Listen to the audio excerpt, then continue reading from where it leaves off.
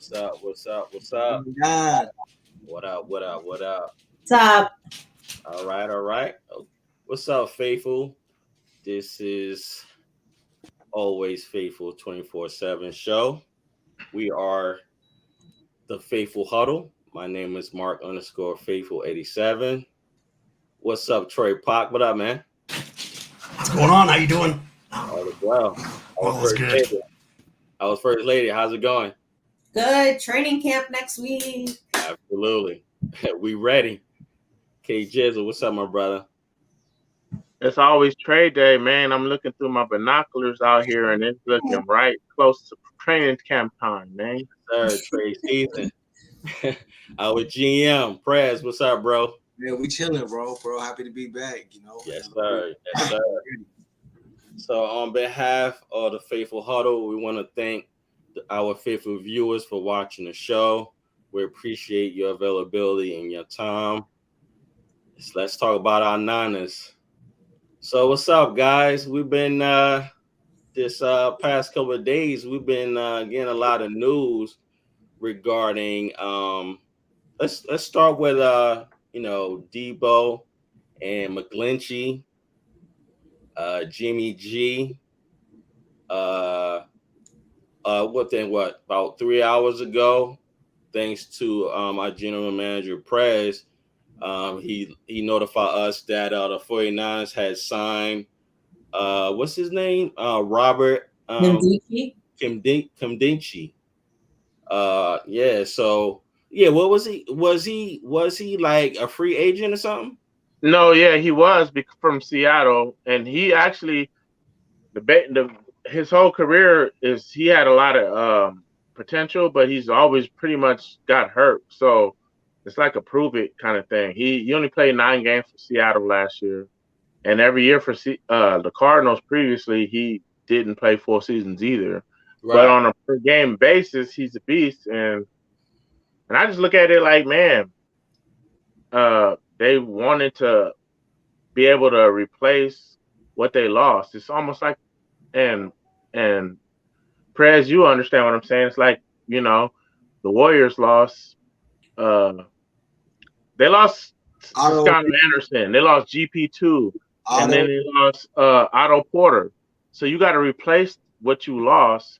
And in this case, we lost a guy, Arden Key, who filled a functional role as like a pass rushing D tackle, especially in certain formations.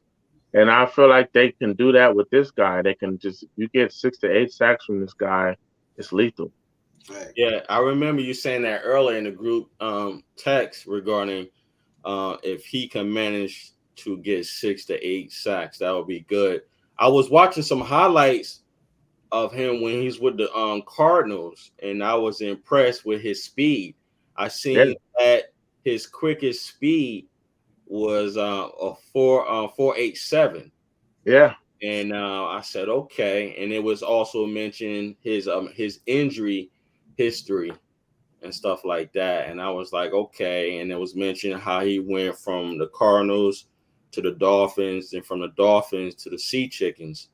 So I was just like, okay, I don't really know too much about this guy. And when our general manager, Prez, had sent the news and it said first rounder, and I was like, wow, I don't even know this guy, Prez, you can tell us anything a little bit more that you may know? I mean, I definitely remember him coming out of college because it was definitely somebody I wanted for us at the time. But as always, they tend to go to our division when they want him. So yeah, no, I mean he's big time talent, but it had to be because of injuries. Because it's good that he's been through both of the teams in our division because he'll be familiar a little bit with the play style. So the lineman he's going against. It's always good to be able to provide insight, even if he doesn't play with them now. Chances are the gist of this scheme's the same. So it's the reason that everybody in this division recycles players off the team that are, you know what I'm saying? It's smart from a couple of standpoints. So we'll definitely see, honestly, because he went to he got hurt with Arizona. I mean, when he was on the line with them, but I mean, at that time, that was when they were fierce. Like that line, Arizona's line was fierce. He was supposed to be a part of it, and he was a part of it. So it'll be good. You know, anybody can really succeed in our system, whether it's with the players and with Kosurik, and the fact that it's both. So I expect anybody to, you know what I'm saying? So it's a real big time talent, you know what I'm saying? So if he can manage to stay healthy, like Jizzle said, getting that 6 to 8 sacks, you know what I'm saying? Those are real numbers, and consistent pressure, you know what I'm saying? The invisible numbers too. Yeah, I was when I was mentioning earlier, I was watching the highlights when he was with the Cardinals. I see him playing on the interior, which is good. Right. Like what Jizzle was saying. Not saying this as far as a similarity of DJ Jones, but he kind of remind me of DJ Jones because he 6'3" and he's fast. Mm-hmm. You know, DJ Jones is fast too for him to be, you know, for him to be that height as well. But what I want to say is, being that we picked him up, I'll look at that signing as a roster spot that's going to be him to compete against probably Hurst. Maurice Hurst. Yep, I already knew what you're gonna say. Maurice Hurst. Maurice Hurst becomes on the bubble. Yeah, this move. Yeah, and I like too many defensive linemen. How many interior? Yeah, exactly. First Lady, how many interior to exterior is going to be the key? Because you got Javon, you got Armstead, but then it's just Givens, Hurst, and Kinlaw. I think Hassan Ridgeway. Yep, that's right. Ridgeway's the other one. So yeah. There's a lot. The depth is there. It's just that bringing him in, it's going to make the other guys compete. So everybody. And that's what you want. You feel what I'm saying? Oh, hands down. Pressure makes diamonds. Yeah, exactly. And being that what you were saying, Prez, you were saying regarding Chris Kosurik, he can reshape his whole career based on his talent with his scheme and system. So, man, I mean, we watched it. We don't watch it with Hyder and with Arden. Right. Came in here, got big bags. You know what I'm saying? So, see how it goes. But then, and we got Hyder. Hyder's another one. That's why I'm pointing. That's why I was pointing at you, bro. Hyder, listen, Hyder is so versatile, and I gotta highlight this. And y'all may know, but I gotta show it with our faithful viewers. Hyder, yes, he plays defensive end, but he prefers inside. Exactly, he prefers that. That's where he got all his sacks with us that year before he left. He's gonna be inside for sure. Right. It's kind of like another Armstead. You know what I'm saying? You never know what you got until you see what they good at both positions. You feel what I'm saying? Yeah. So, but yeah, in regards to Robert, man, I'm just like, this is a good signing based on what they've seen of footage. You follow what I'm saying? And this will push the other guys to elevate their game, because may the best player win, and just like you were saying before, just like y'all was saying before we got on the show, that we're going to do a roster prediction next Wednesday. So our faithful viewers, stay tuned for that. So what you think, 49? I don't know anything about this guy until right now. You guys are teaching me stuff about him, but if he's going to come in and, put in work and help us win, then I'm all for it, man. If he's going to wreck quarterbacks and, you know what I mean? Right. Do what he does, and I'll support him 100%, but he's got to earn his way onto the starting roster, obviously. So, man, in the dream. What's up, I mean, what's going on, bro? Wow. Look at Lawrence. Lawrence, what's up, bro? Yeah, bro. Wow, what's up, bro? Really What's good, going bro. on? Wow. Yeah, just like I gotta post this. I mean the dream. He said we got a lot of depth at that D line position. Hyder, Toure, and Jackson. Exactly. Which has been the philosophy of this team the whole time. Because if you remember when Kyle Shanahan was the offensive coordinator of the Houston Texans, he actually was able to convince them to take a DN over Reggie Bush. And he turned out to be right, that, and he's always emphasized that was his philosophy, and him and John Lynch as well, is to build in from the trenches and build out from there. Which I believe if I was the starter team, that would be my philosophy too. Build from the trenches and build out. Because we look at the highlights and everything of the game and the splashy plays and all that, but it all starts in the trenches and pig dugout. Like, they're the big nasties is in there getting it in, and that's what makes it football. Yeah. We have the defensive line, and then we have a revamped secondary, which are various Ward now. Jason Verrett comes off IR. It's going to be crazy. Defense is going to be crazy. Yes. Our first lady, being that you mentioned that, are you familiar with Robert Kimdichie? Heard the name, know that he's a beast. Mm-hmm. Injury prone a little bit, but like Troy said, if he can help us win, and let's go. Based on what I've seen, maybe about 2 hours ago, he gives me that vibe, and I mentioned him earlier. I'm going to mention him again. He give me that vibe as DJ Jones and Arden Key. Like he's fast, he's aggressive, and he's a beast. Like he act like a beast in the interior. And I'm like, he's gonna look like a monster next to Kinlaw, next to Armstead. Like those are some. Did we see what the Niners are doing? We're building interchangeable pieces, like within the safeties and within the D line. Harry Hyder, he's played DN and D tackle. Eric Armstead, he moves from DN to D tackle. Arden Key, he played both. We drafted him as a D. We picked him up as a DN. We used him in D tackle. This guy, he's played both positions, and that's what we're doing. We're trying to be multiple at all our positions. So when we come out in the formation, you're not going to be able to key in on what this guy's able to do. Whether it be safety or D line interchange. And you're absolutely right. And then when you think about it from the D line perspective, you don't know what's going to be called, because the man that would typically rush from the inside, if you're bringing Bosa, is not, and it's off the other. It's perfect because you can disguise everything. It's literally like having a double entendre every play. Yeah, makes sense. Right. I will say this. I haven't seen any highlights. Maybe I missed it, but I haven't seen any highlights of his recent team with the Sea Chickens. However, I will say that I'm looking forward to what he's able to bring.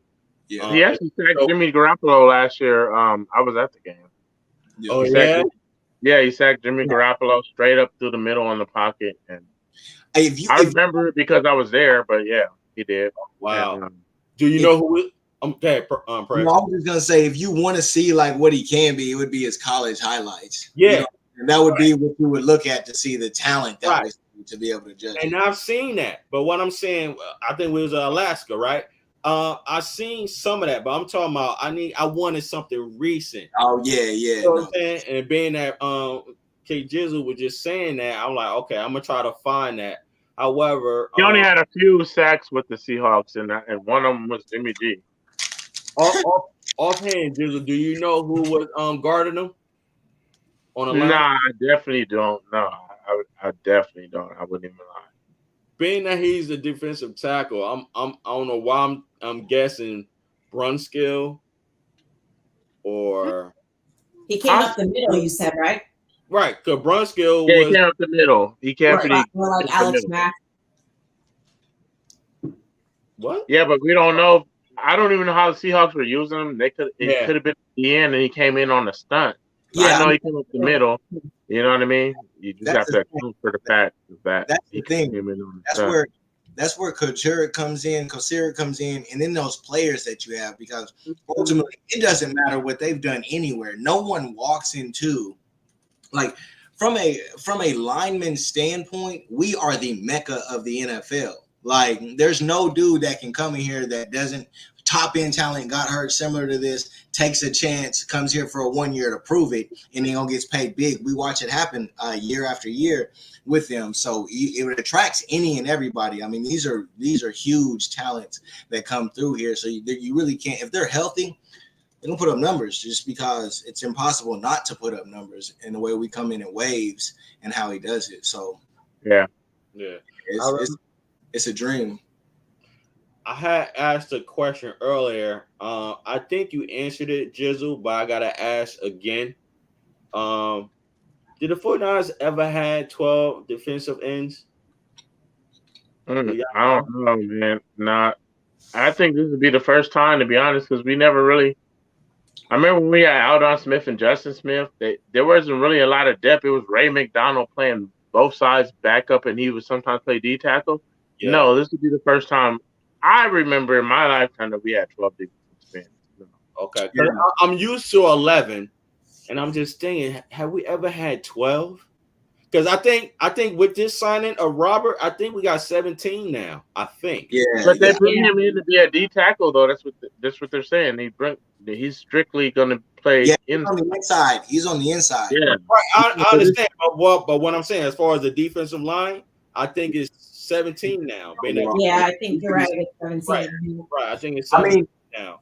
Some of it's going to come down to, like we've talked about, salary cap, but there's also going to be players that could be better players that we can acquire draft compensation for. So you may trade that player and keep somebody of a lesser degree depending on the compensation that you would receive for them. So it'll be really interesting to see how many it is and then who actually makes it based on a lot of different dynamics, because we have cats that aren't going to make this team that we should be able to swindle 6th or 7th round draft picks out of, which don't sound like a lot, but this team hits a lot.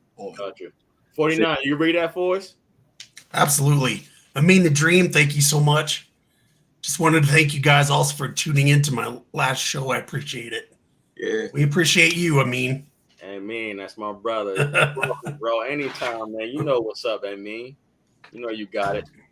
So, Amin asked the question, any thoughts on Debo Madden rating? I will say, man, they did him slimy, man, like on disrespectful.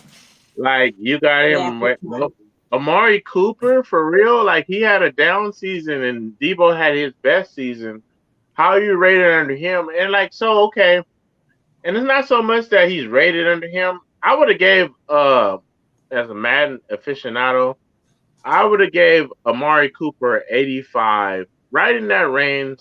Not a 90, bro. What are we doing out here? He's not making explosive plays like Debo. Like, you know what I mean? And I play Madden, so and I'm just saying it's disrespectful. It's real disrespectful. Yeah, like usual, right? but y'all aware of what Debo said, right? He said he said he don't play it. Yeah. He play NBA 2K. He play NBA 2K. When I read that, I started laughing. I said, that's how you punch him with that jab. You let him know. Hey, you know what? That's the best thing he said this off season. That's the most diplomatic and political he's ever been. Like, and it's like a breath of fresh air. The contract must be getting close because he's talking right. Exactly. He is. I hope so. He's exactly. First lady. I think he's actually seeing the light at the end of the tunnel. You feel what I'm saying?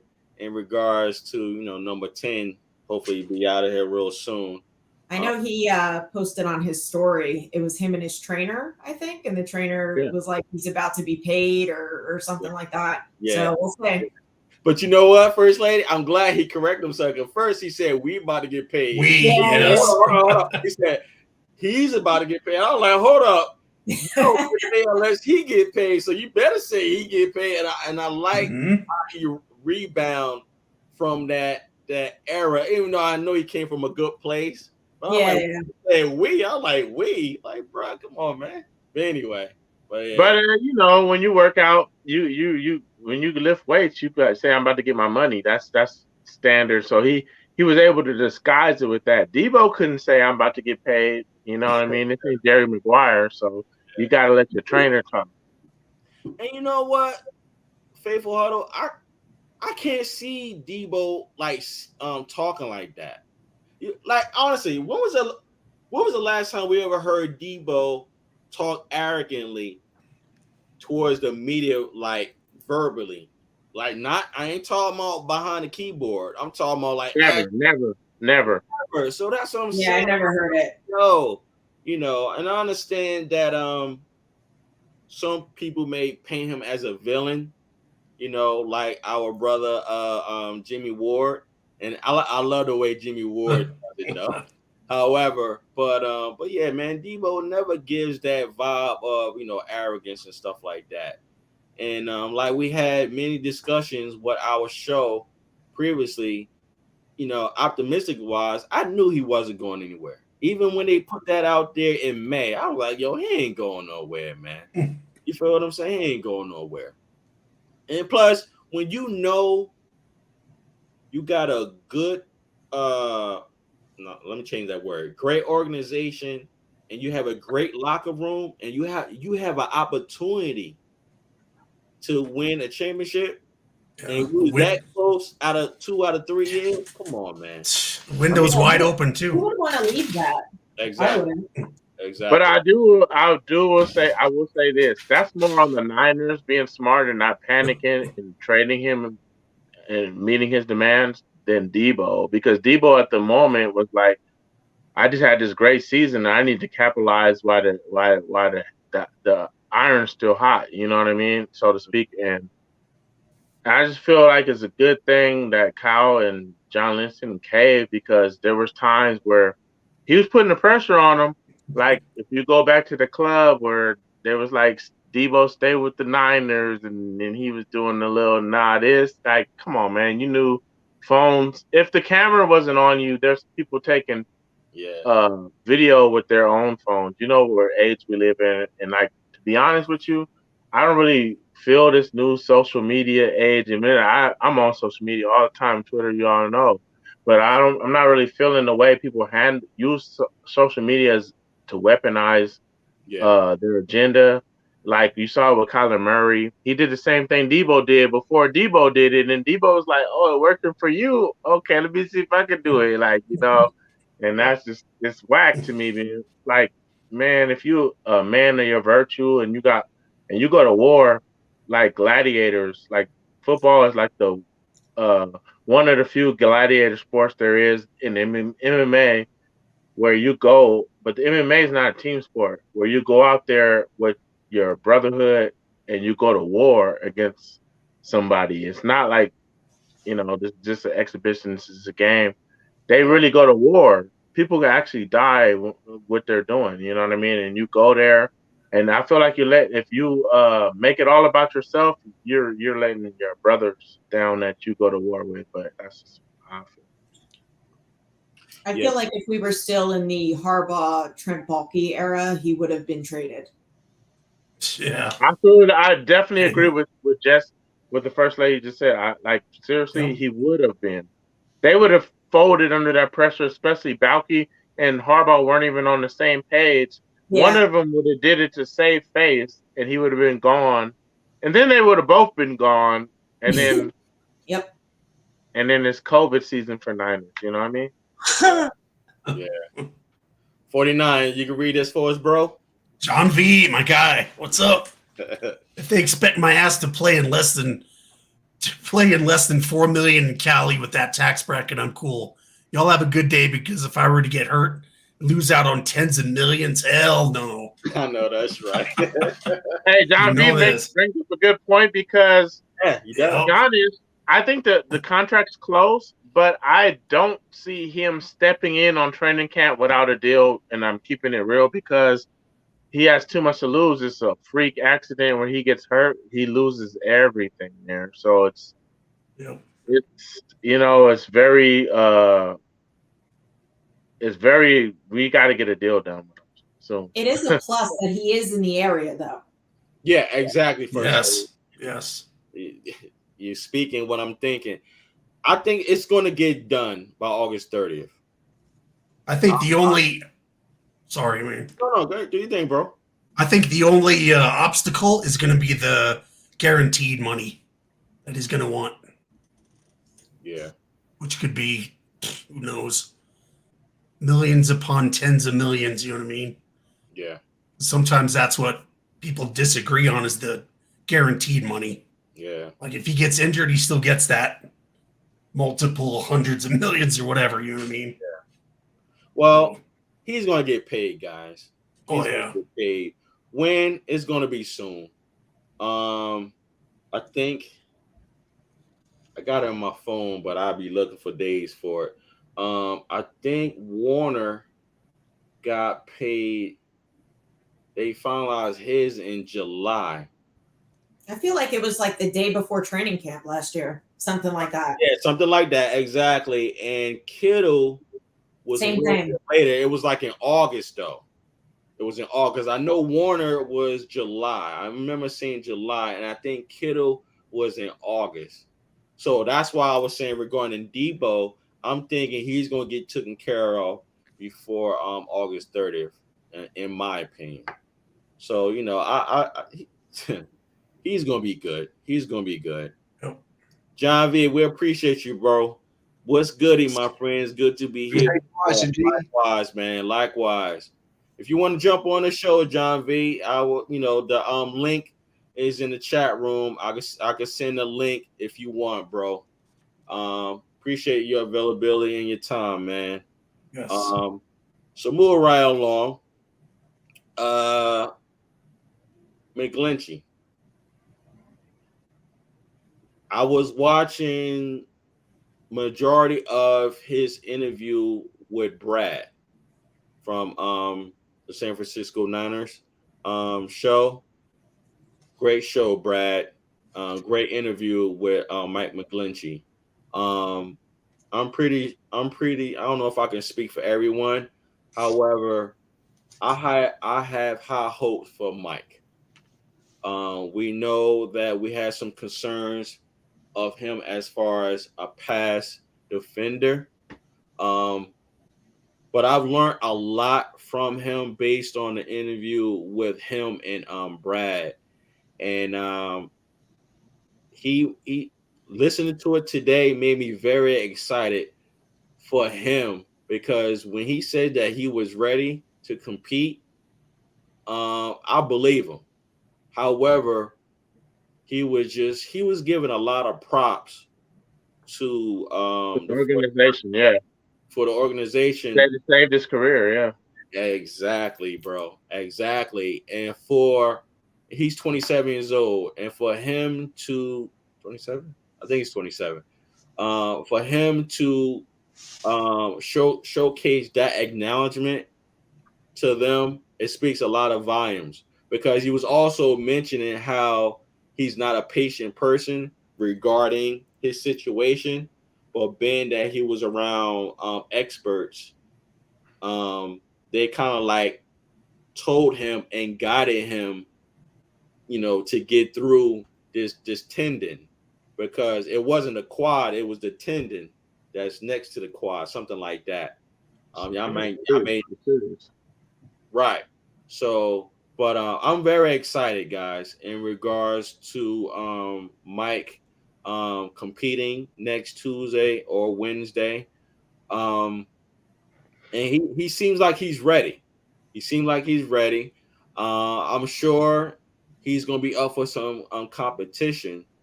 I don't know how much reps he's going to get, because they're going to what's that word I'm looking for? They're going to right. They're going to monitor his reps and stuff like that.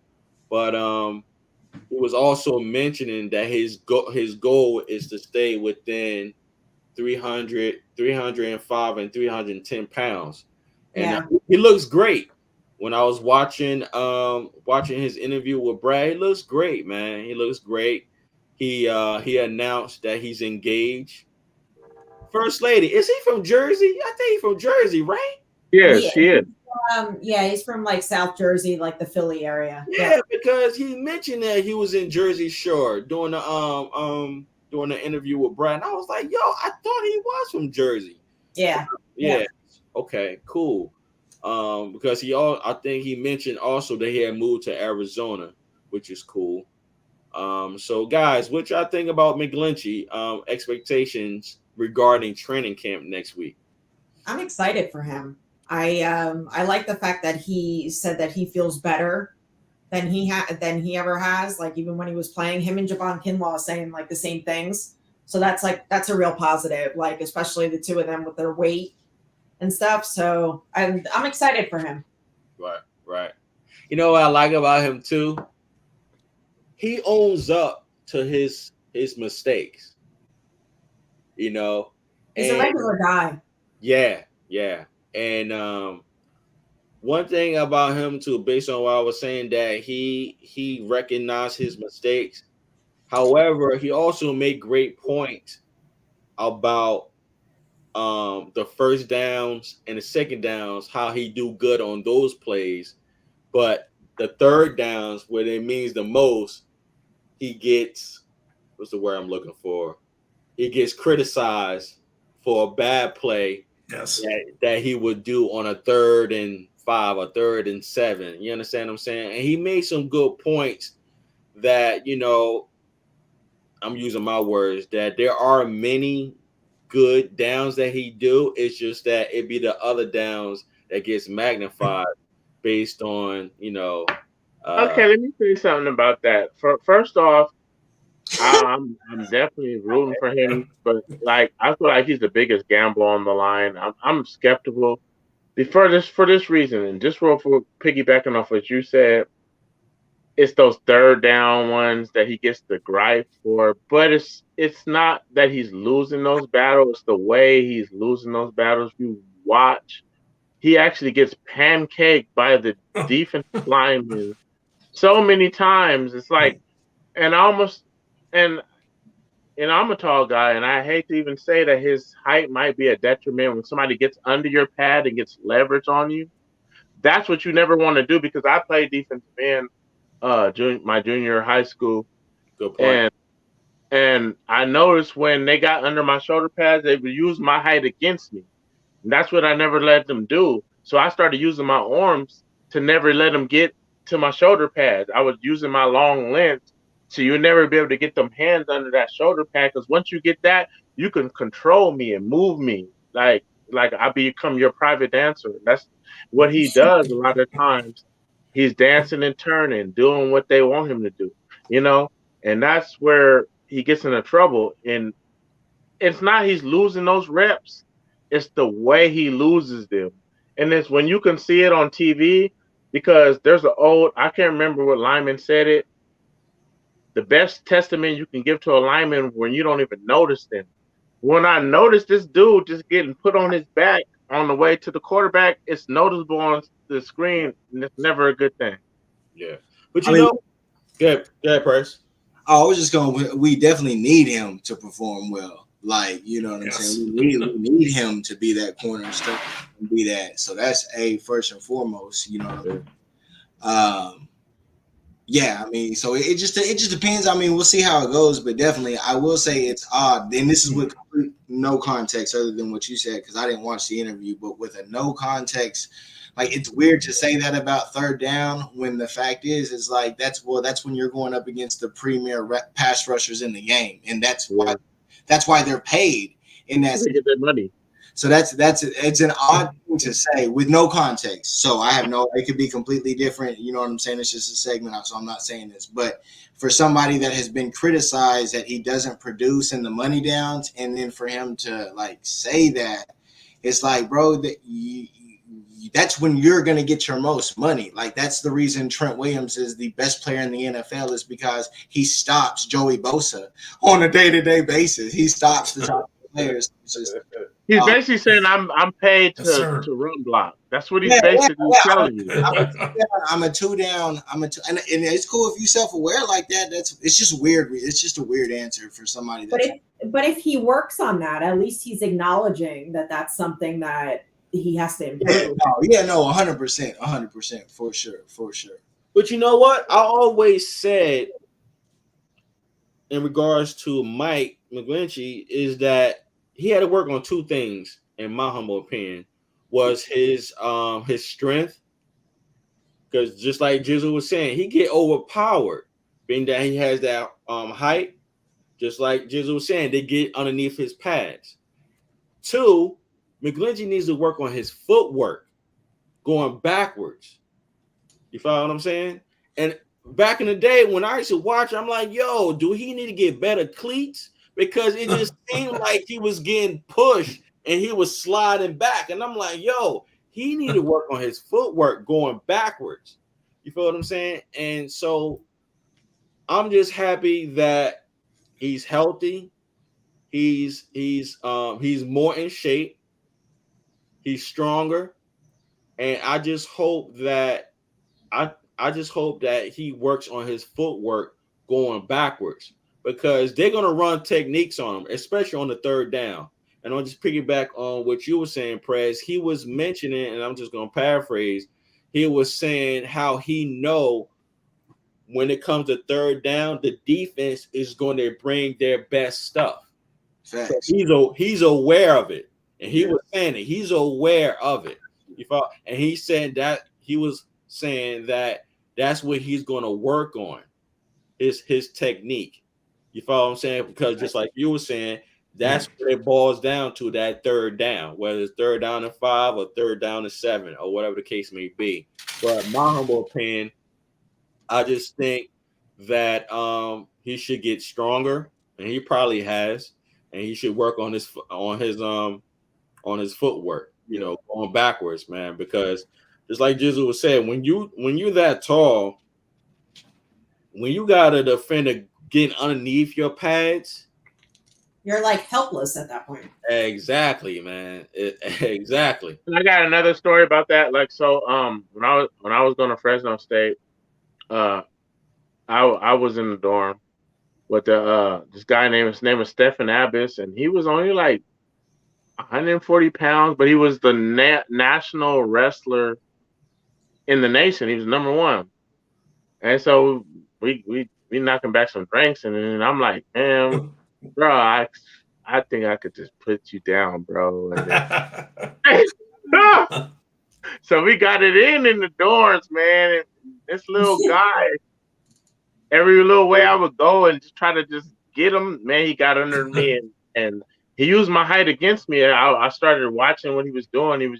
His leverage and angles, and my height was not an advantage unless maybe in a street fight where I could just start throwing them things on him. But like, but we're just on the wrestling rules. My height was actually a disadvantage. Like, you know what I mean?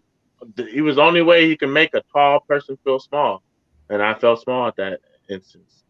Right. We are as healthy as we've been in a long time, and that's something to be excited about. It is. That's right. I just want to get to training camp healthy, because like that, I was just watching Debo's training, and he was doing a little boxing and all that. He looked real thick. He looked real thick, and I could tell he's been, you always come into the camp. You ain't coming into camp at your best, but I like when my players do, because I honestly believe this.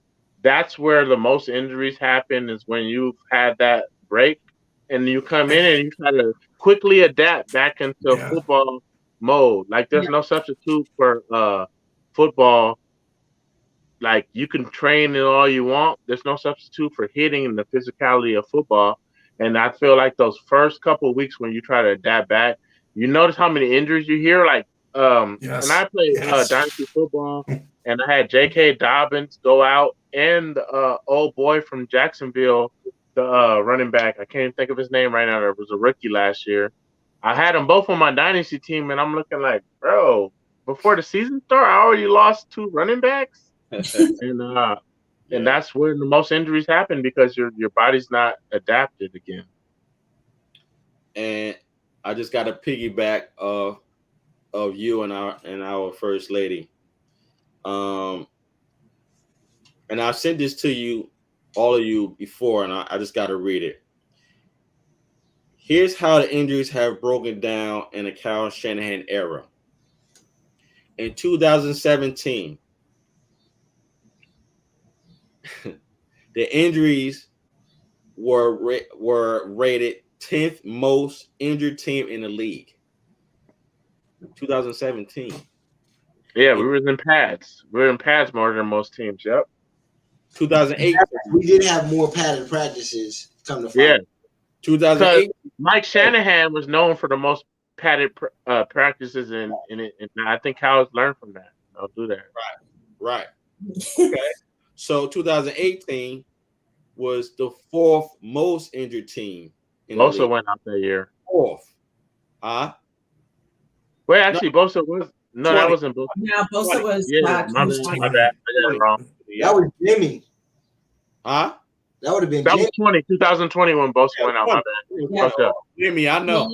Solomon Thomas. Right. Same game. Right. The next damn play, I think. Or plays after it was one of those.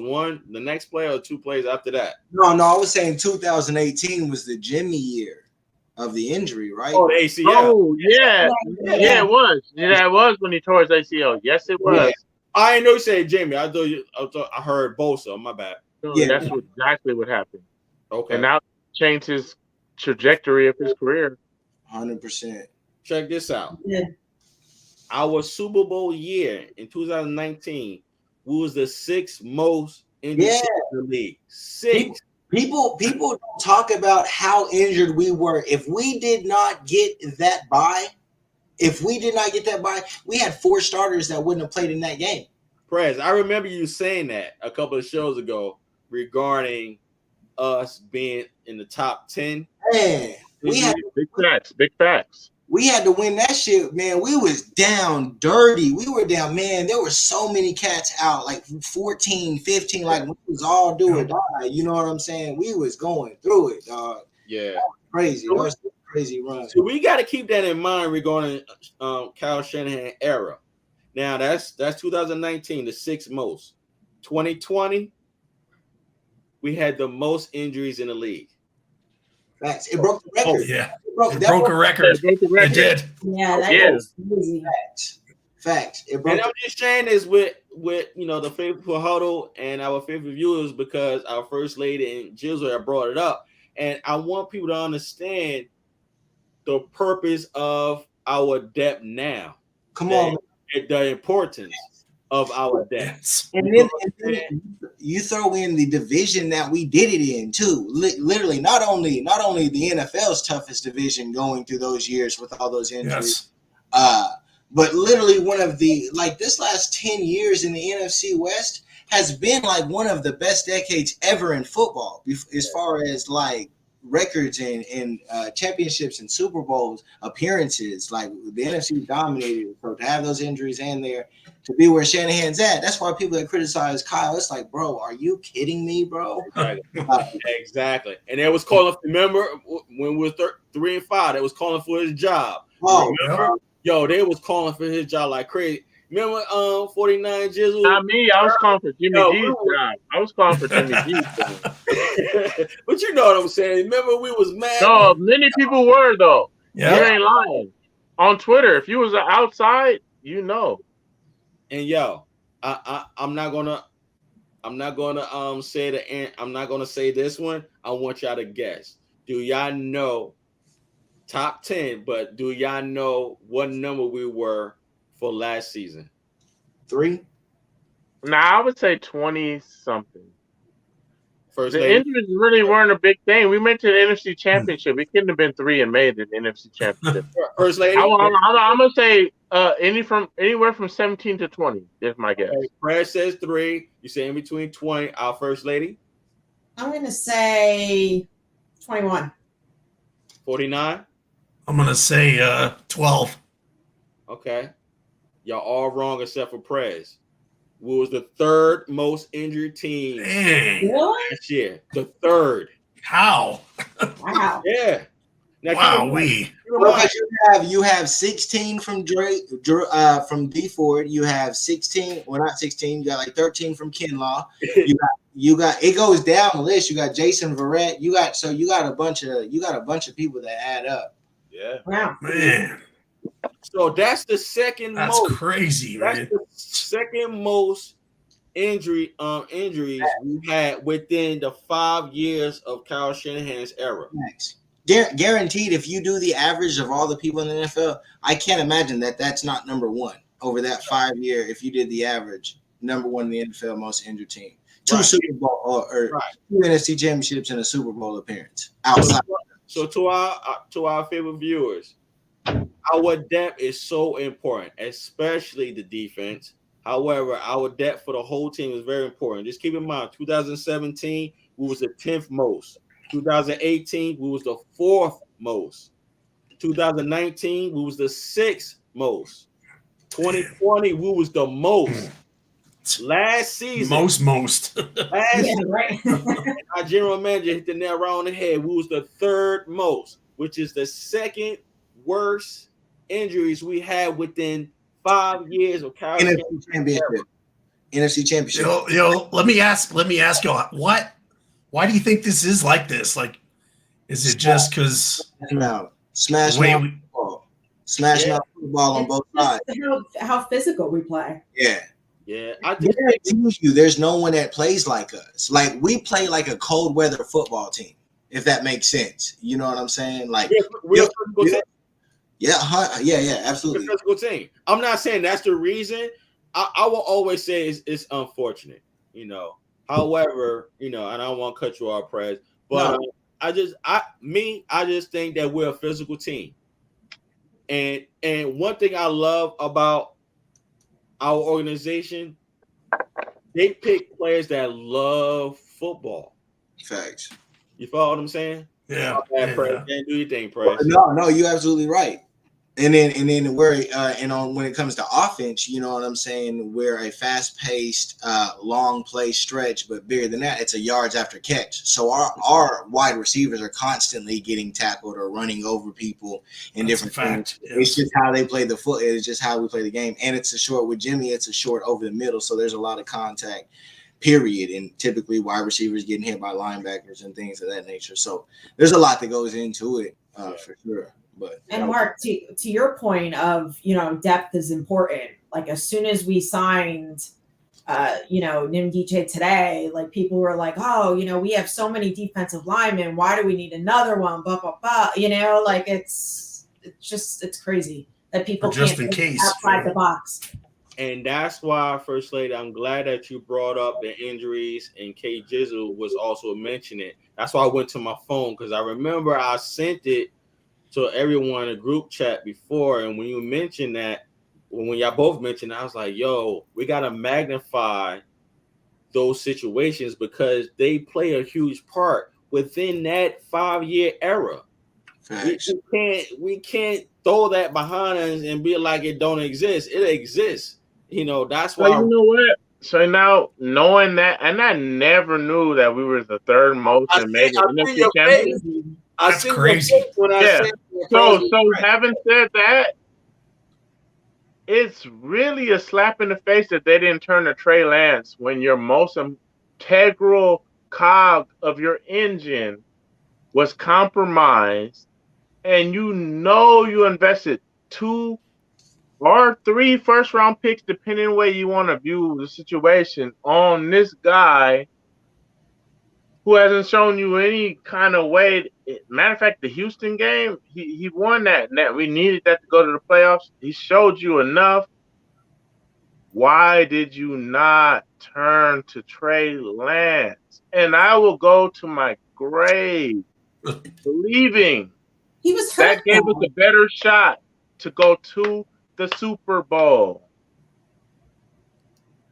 Well, on your point, did y'all see that they said, I can't quote it word for word, but it ended up, Ian Rappaport said something like he had a rotator cuff injury, Jimmy Garoppolo? Yeah, like bro, It was like Jimmy Garoppolo is ass, even if he's playing fully 100%. Like he's ass. Like we've gave him enough time as Niner fans, and it's like when you break off with your girlfriend, you make a clean break. You don't just keep like seeing what's up, and you end up on the bad end of the stick. It's like I know he was handsome and shit, but like, bro, he's ass. He's ass. Our first lady, can you do the honors? Sure. Joe Wood says, but how did we come back in 2021 after all those injuries? Not good, obviously. We didn't win the Super Bowl. A lot of them happened at the very beginning of the season, and we got healthy towards the end of it. That's where everything kicked into gear towards the end. We clicked at the time. Yeah, we started 3-5. So exactly, and there were a lot of people out. There were from training camp, a lot of starters out from training camp at that time. Right. Yeah, there was a reason we started off so slow. Besides bad play in some areas. Right. I just can't believe we were third most. It just doesn't seem like that blows my man. Me too.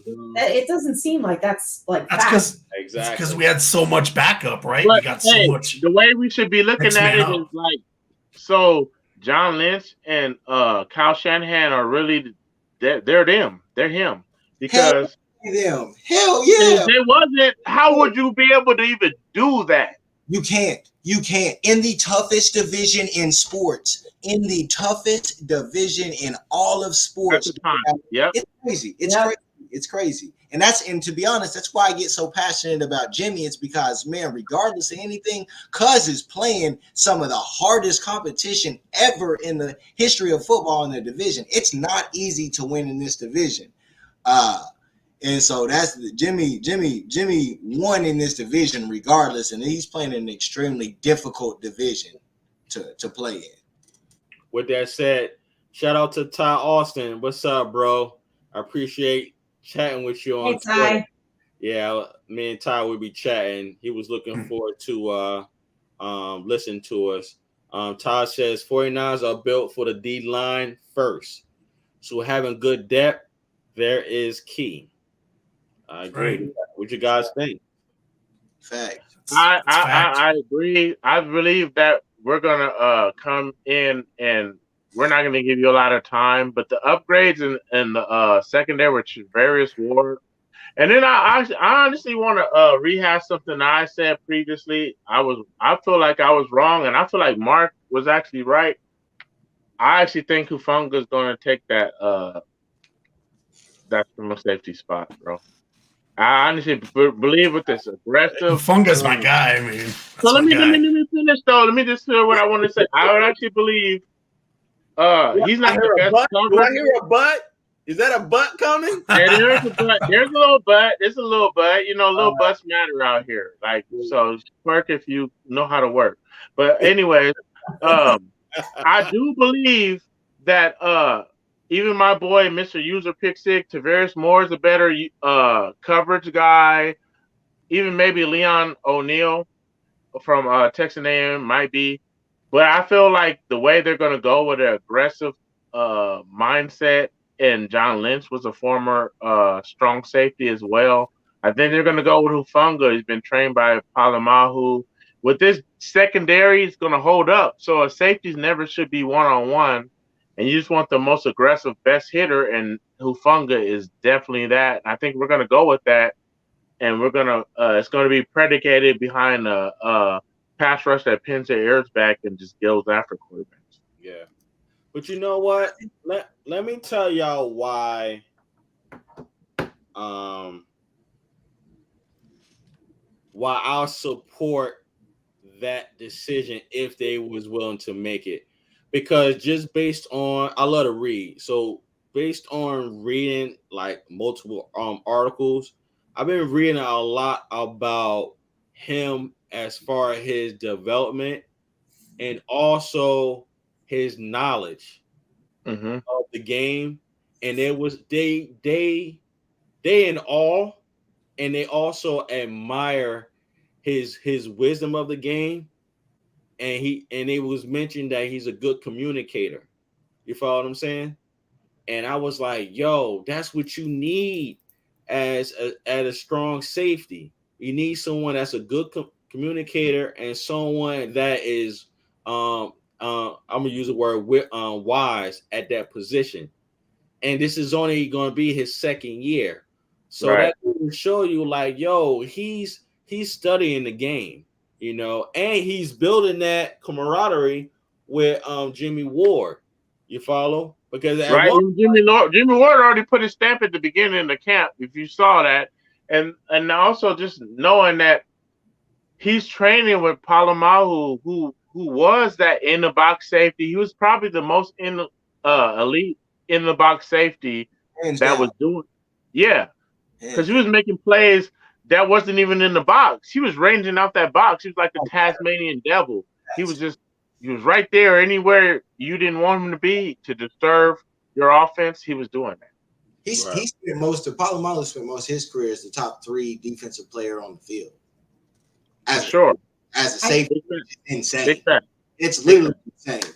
Right. I feel like he's kind of, as far as like his physicality, like almost like Deshaun Goldson a little bit.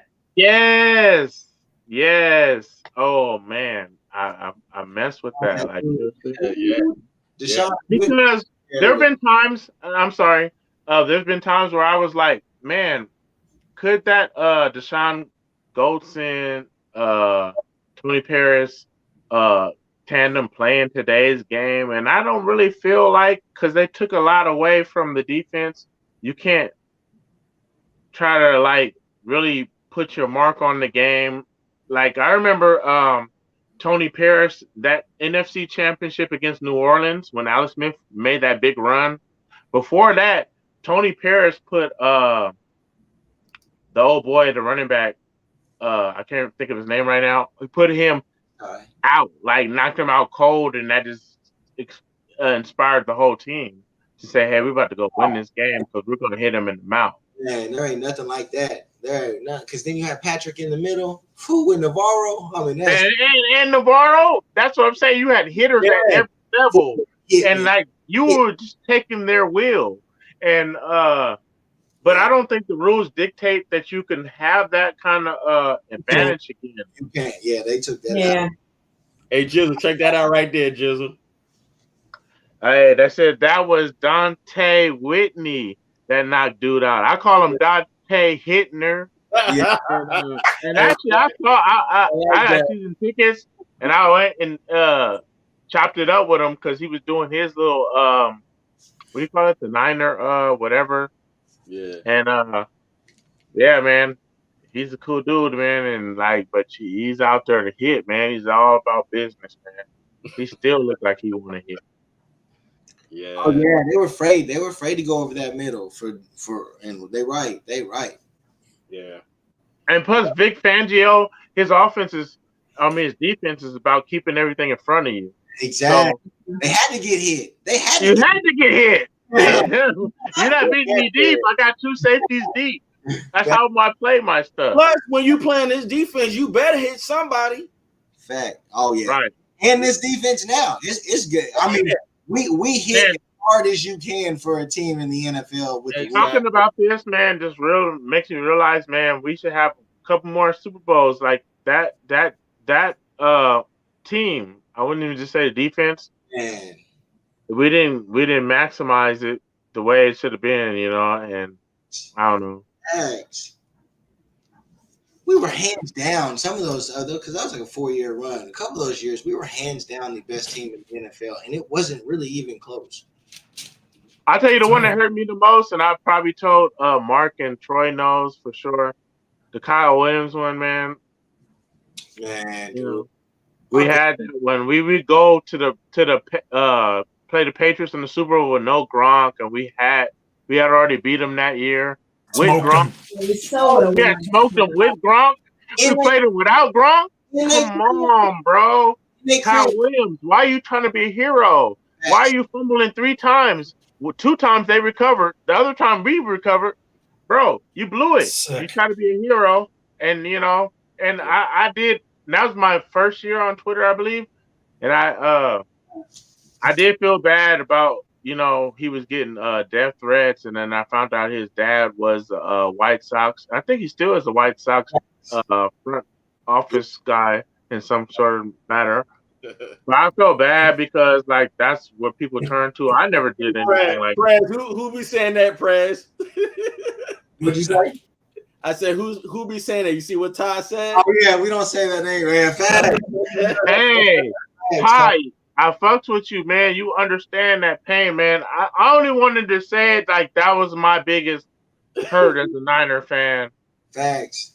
And that cost us at least one Super Bowl. And then you could say the NFC Championship we lost last year, and you could say the one against Kansas City. That's another one we could have had. And then the Ravens, when the lights went out during the Super Bowl, and I thought we was getting momentum.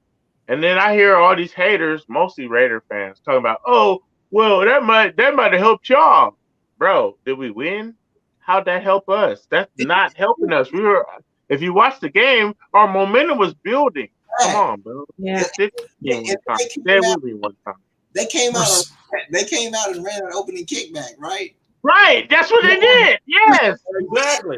Yeah. Bro. Game, man. We're so overdue. It's sickening, man. We got to get 6. It definitely is sickening. This is definitely sickening. Seriously, we're coming up on 30 years, man. I don't know if we're transitioning into Trey Lance, but I wanted to say a quick thing. Like, I believe the way the offense is going to work this year is so everybody has doubts about Trey Lance. They're going to get a rude awakening because Kyle Shanahan was hiding Jimmy G. Imagine the way he could hide Trey Lance. And Trey Lance is going to play good possum. You watch what he did at North Dakota State. The reason we drafted him is because he's the best. Kyle Shanahan's philosophy is off the play action. He's the best play action quarterback that came in the draft. We know that, right? He's going to be able to play possum, so to speak, in Kyle Shanahan's offense better than anyone because you could use him like Jimmy G. You could also use him as a low runner, but he's going to be able to play possum. He's not going to just hurt you in the beginning of the game, maybe not even the second quarter. But eventually, once you start to get into the same rhythm that you got against Jimmy G, he's going to hit you deep. And that's going to be the catalyst on why we win. In fact, Press. I was, right. And then the other side of it is that at the end of the game, man, part of the reason that we struggle so much with the mobile quarterback is when you get into the fourth quarter situations and how often against us quarterbacks run for that first down in those third and fours, third and threes. And that's what he's going to be able to do. And so once enough time surpasses for Shanahan to implement that to where that he does it successfully, then an offense in those keen games when you get into the playoff as a defense, you don't know what to do because you know he can run and you know he can pass. The difference is now we have somebody that can do both at a high level and Trey potentially with the best play caller, one of the best play callers ever. And so he should just be able to dial up stuff all the time. Like how JJ was so open in the playoff run, how Kittle was so open in the middle of the playoff run. I think Danny will be able to do that. And go ahead. You can't run man on Trey Lance. Juice. Yeah, there's so many. And then transitioning, and we're talking about the end of the year, we should have been able to solidify our offense enough where you can't decipher it's outside run or inside run, like zone, inside zone runs, outside zone runs with the offense. And so there's going to be a lot going on potentially at the end of the season in favor of us from a running and passing. And it based off. They're going to be able to run man. They're not going to be able to run man on Trey Lance because if you turn your backs on Trey Lance, he's going to run for the yards. Yeah. Exactly. But I want to say this towards our faithful viewers, and again, we appreciate your availability and your time. I just hope that our faithful viewers know that Trey Lance, he's going to look down the field. Don't expect for him to hike the ball and just run. Yeah, no. If we're going to think that that's going to be expected, don't expect that. He may keep the play alive. Facts. If coverage is solid downfield, but he's going to look downfield first. So let's Right. And if the pocket against zone, collapses, against zone. But man, hold up, Jizzle. First lady, go ahead. now if the pocket collapses, I mean, it's not like he'll just stay there. Facts. Like he'll, like you said, extend the play and look downfield. Right. Kyler, Lamar, Russ, all those dudes just have made a career, and they're very hard to beat with them. There's certain quarterbacks. You got a couple that can air the ball out. You got your Aaron Rodgers. You got some that just are elite passers, and they're going to beat you in situations when the game's on the line. And then you have those mobile quarterbacks that are going to beat you both ways. And you throw that run in there in that mix. It's impossible to stop Russell Wilson. Like when the game's on the line, that's not a dude or Lamar, and I'm not huge on Lamar as a quarterback, but you don't want to play him. Josh Allen's turning into it, which it's Josh Allen's league. Hopefully that's what Trey turns into, but Josh Allen is here. I want to say something, but I didn't mean to cut you off. Jizzle, do your thing, Jizzle. I know First Lady was saying, no, I just want to say one quick thing. I think the predominant defense, I can guess what the predominant defense is going to be. Cover 2 shell with a spy on Trey Lance, and it's going to be zone. But once he figures out the intricacies to beat that, and then you play man, it's over because he holds on the ball. And he's going to look for guys going deep, and people break off their routes when the quarterback goes on the scramble drill. And so it's going to be over. Plus, when you're in man, all your secondary guys turn your back to the quarterback. He's taking on. He's out of there. We're out of there. You know what I mean? And that's where I feel like he's over Jimmy G. It's like, he'll play that possum enough to where, you know what I mean? Over the shoulder, we out of here, man. Like, that's what's going to happen. Right. 49, you can read that for us, bro? Yeah, I agree 100% with Ty right here. I was about to say that. Trey's a pass-first quarterback. He'll use his legs to buy time. If he doesn't see anything, that's when he'll take off. Doing right. Fact. Exactly. He's not a run-first quarterback. He's going to survey the field. Exactly. And then if he needs to take off, he will, Right. And the thing is, and I'm glad that Ty had mentioned this, I got to bring up Kyle Shanahan. We know Kyle Shanahan puts players in the best position to be successful. With that said, there's always someone going to be open. Always. There's somebody going to be open. It's just that being that Trey Lance is our quarterback 1, and I say that with confidence and with pride. He's going to find that target. However, if our offensive line collapse, he's going to extend that play. And like Ty was saying, if he doesn't see anything downfield, he's going to take off. And I agree with that 100%. Why wouldn't you take off? You follow? Because if your defensive line collapse, and it may happen, although we don't want it to happen, but it happens. These are professional football players on both sides of the ball. It may happen. So it may take his legs, Trey Lance that I'm speaking of, it may take his legs to extend the play or to gain yards, to extend the play, So with that said, I agree with you, Todd. Thank you for your comment, bro. I think you could design plays, but you also, you want him out there on the edge. That's to our benefit, especially when you throw in the receivers that you have, the Kittles that are short speed, great route runners. You got the fast turners like IU. You got dudes that if the play breaks down, you know what I'm saying? It's in your benefit. It's always in the offensive benefit with receivers that you have. And so you design plays. I think there's going to be a lot of design plays by Shanahan to get him out of the pocket, to get him rolling, because that's in our best benefit, I think, is with him out of the pocket, because the play breaks down and you have the players to take advantage of it. What's good by nature. So I'm going to read that one. Trey is a pocket passer that has the ability to run. I totally agree. Exactly. And I honestly believe, this is what I believe, and I've said this from the beginning, because like everybody tries to put Trey in some kind of box, and it's kind of early to do that. But if we're gonna prognosticate, and if I'm gonna prognosticate, rather, I feel like he's a young Ben Roethlisberger. I feel like he's that young, and Ben Roethlisberger took them to a Super Bowl as a rookie, then a loss, and he was crying to Jerome Bettis saying, "Man, I'm sorry, I might have messed up your last chance to get there." And then they won the Super Bowl, I think, the next year. And I feel like that's where Trey is as a player, upside, and where we're at as a team, where we could actually do that. We can go on these kind of runs with him still being young and inexperienced. Yeah, yeah, I agree. I definitely agree. You got anything, 49? What's up, bro? No, I'm excited for the future and like what going back to go back to what my guy Niner by Nature said. He said, and I agree 100% with this. He said the first half. Go back to it, shit. Go back to it. I said At 8:11 p.m.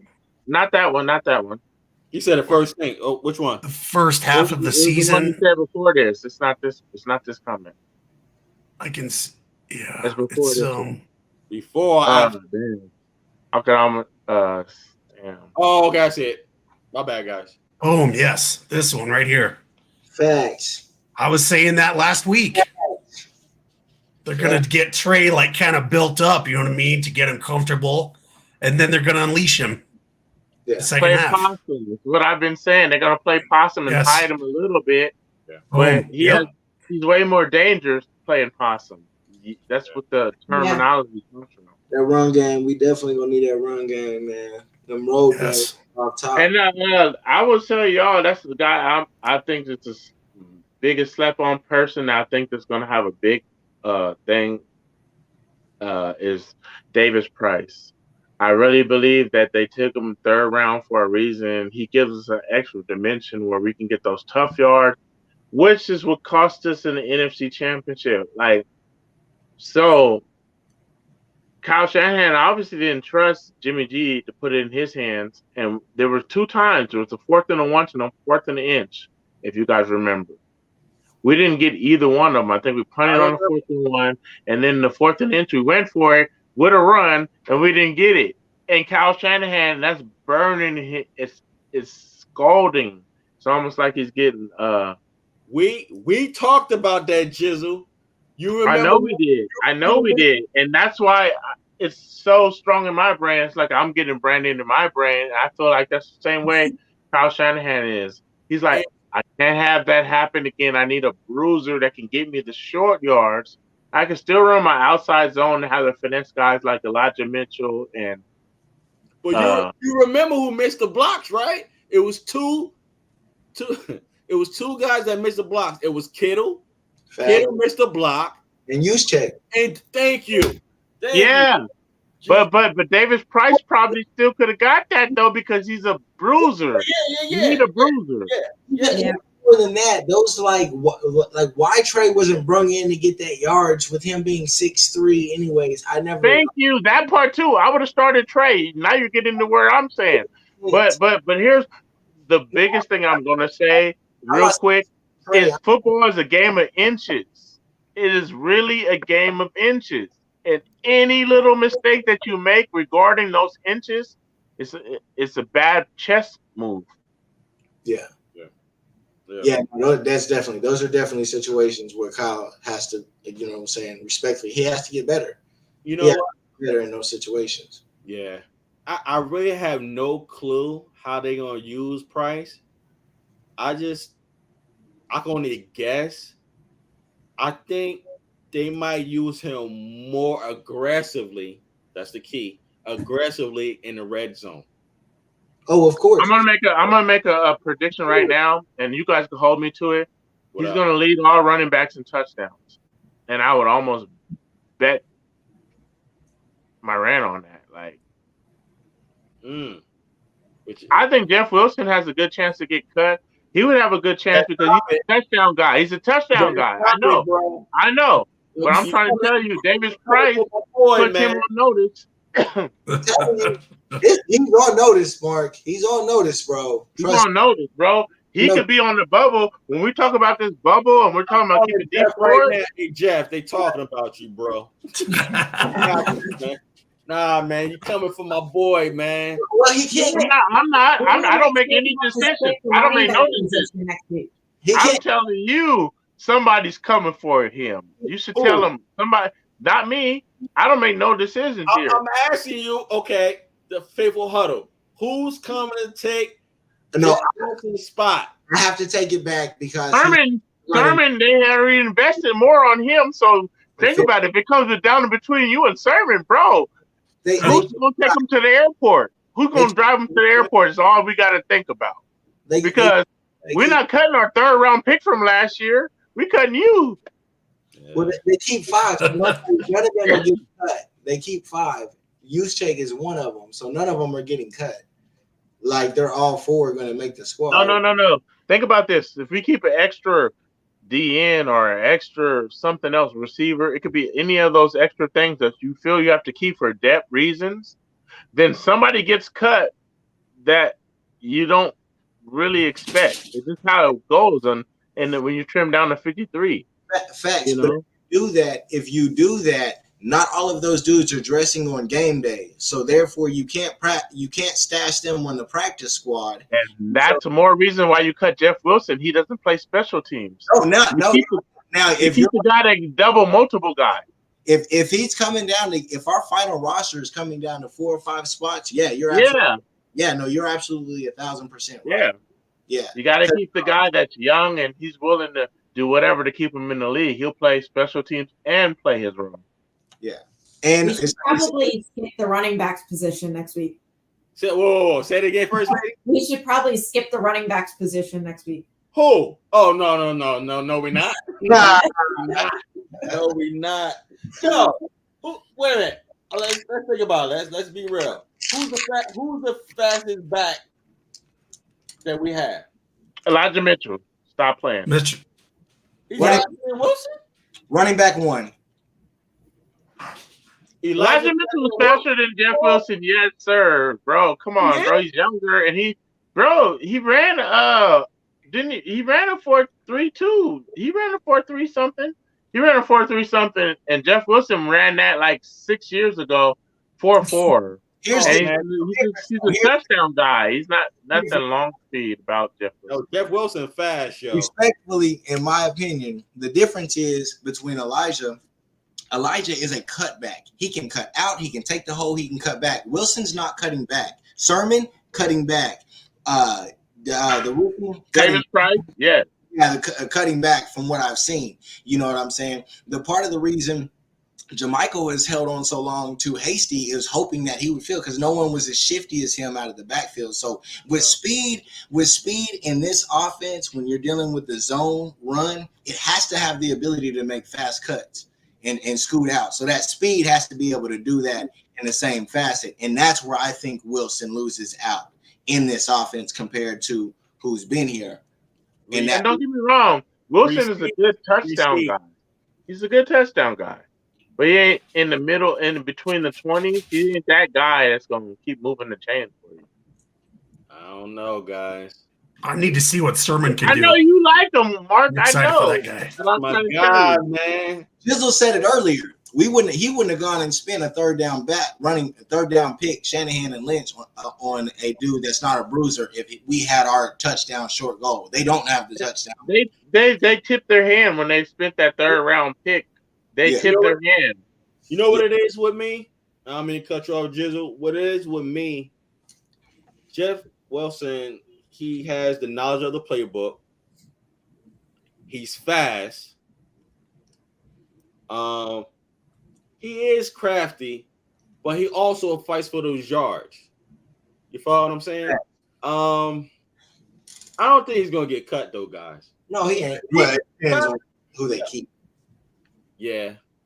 But I don't think he's getting cut. For the record, I agree with you. I think they're keeping 5. He's not getting cut. because they're so injury prone. We're so injury prone at running back, anyways. They're gonna keep 5. Yeah, I don't see them keeping more than 5. and, But in this goal line, just one more in the goal line. You know what I'm saying? The frustrating thing with me, the goal line offense is Usek gets paid a lot of money not to be able to deliver in those situations. And that's the only frustrating thing I'll say about Usek. He's great, fantastic. I have no complaints. But he makes a lot of money for us in year 5 of Shanahan's and Lynch's to go spend a third down on a bruiser to get short yardage. That it's frustrating to me. He was wide open in that Titans game. Oh my God! Yeah. So true. See, First Lady bringing back memories. I tell you, man. Mm-hmm. Yeah. That play was unfortunate. That hurt. That play hurt. Yeah, it would have been a blowout.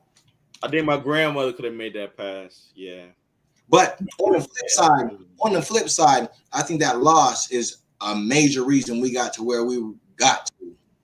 If you don't have that loss there and that learning lesson right there, who knows how the rest of that season comes out. Yeah.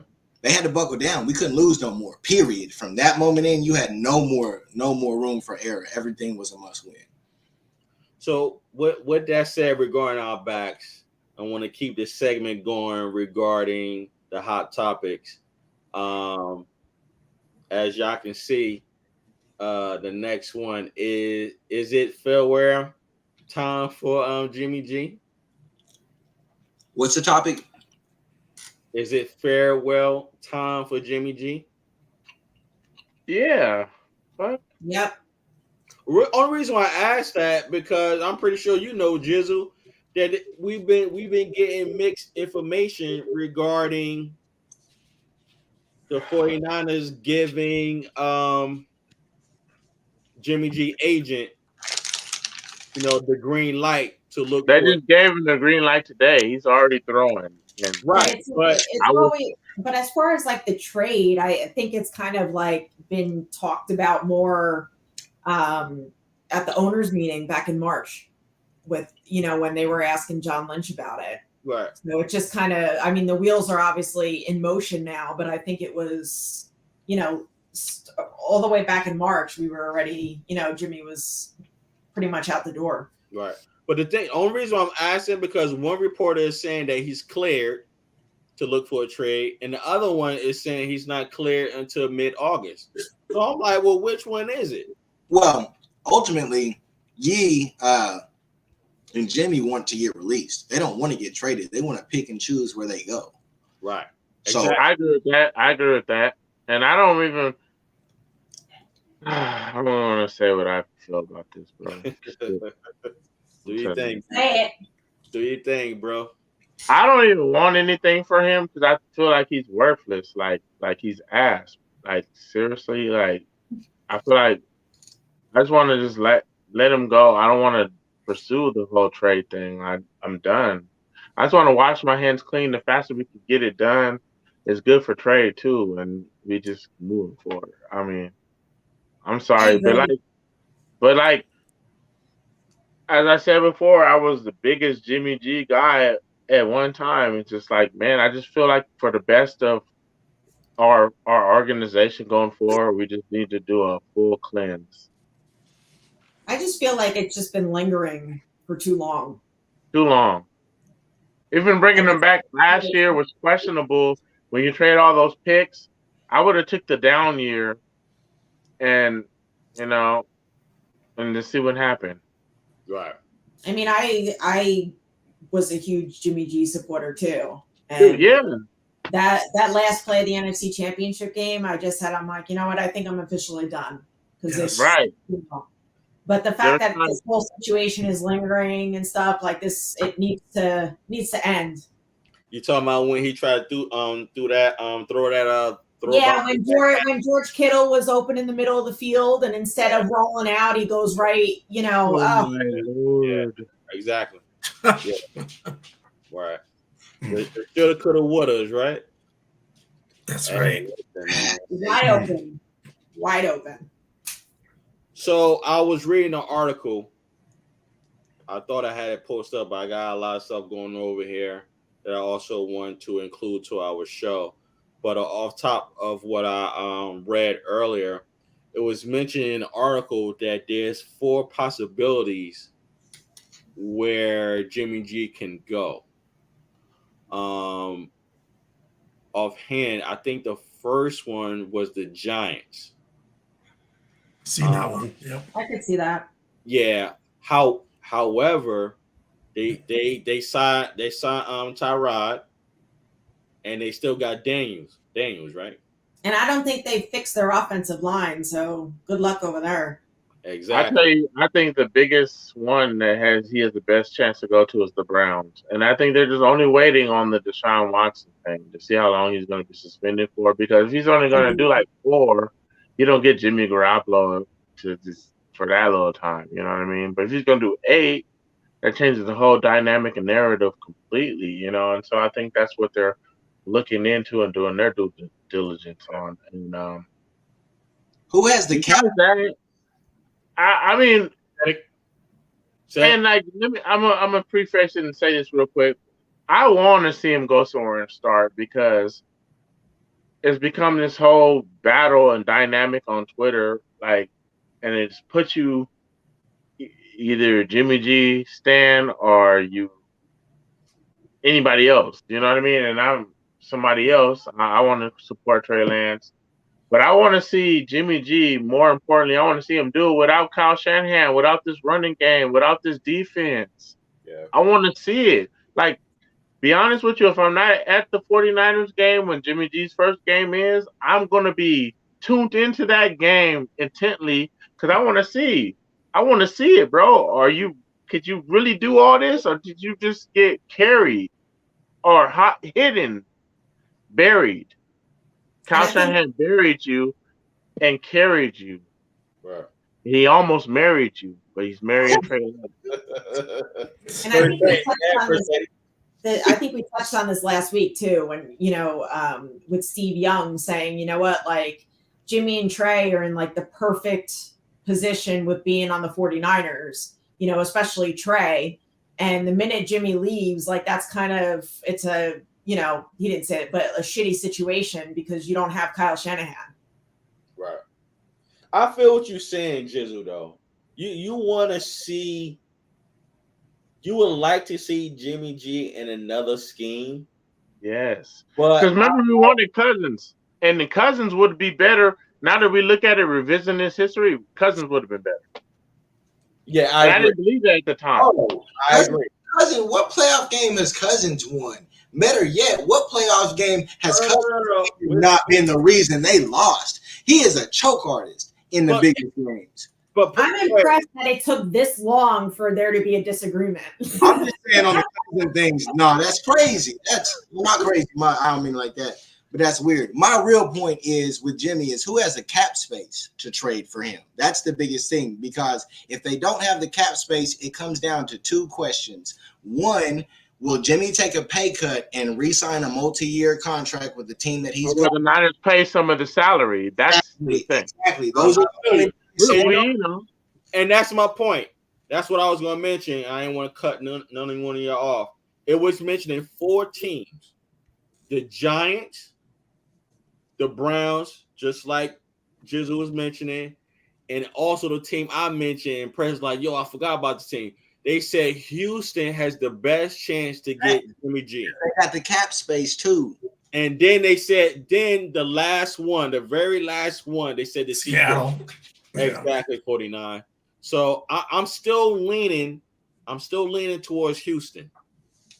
Because they got the cap space, man, and they got the draft pick. You know what I'm saying? So, because ultimately, it's like if we're not getting a 3rd or a 4th rounder for Jimmy, why would our front office not just get the full $25 million? You know what I'm saying? Like, why would you pay $12 million just to get a 5th or a 6th rounder for Jimmy? That don't make no sense. You might as well just cut him and get the full money. So I think that's where the biggest question lies is it got to be a team with the cap space, or then it's like we better be getting a 2nd or a 3rd round to be paying 10 or 12 million to Jimmy's contract to go play somewhere else next year.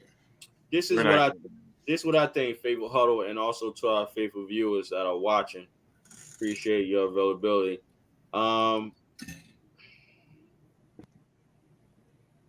sometime next month, which is August, it's a possibility that Jimmy G will get traded.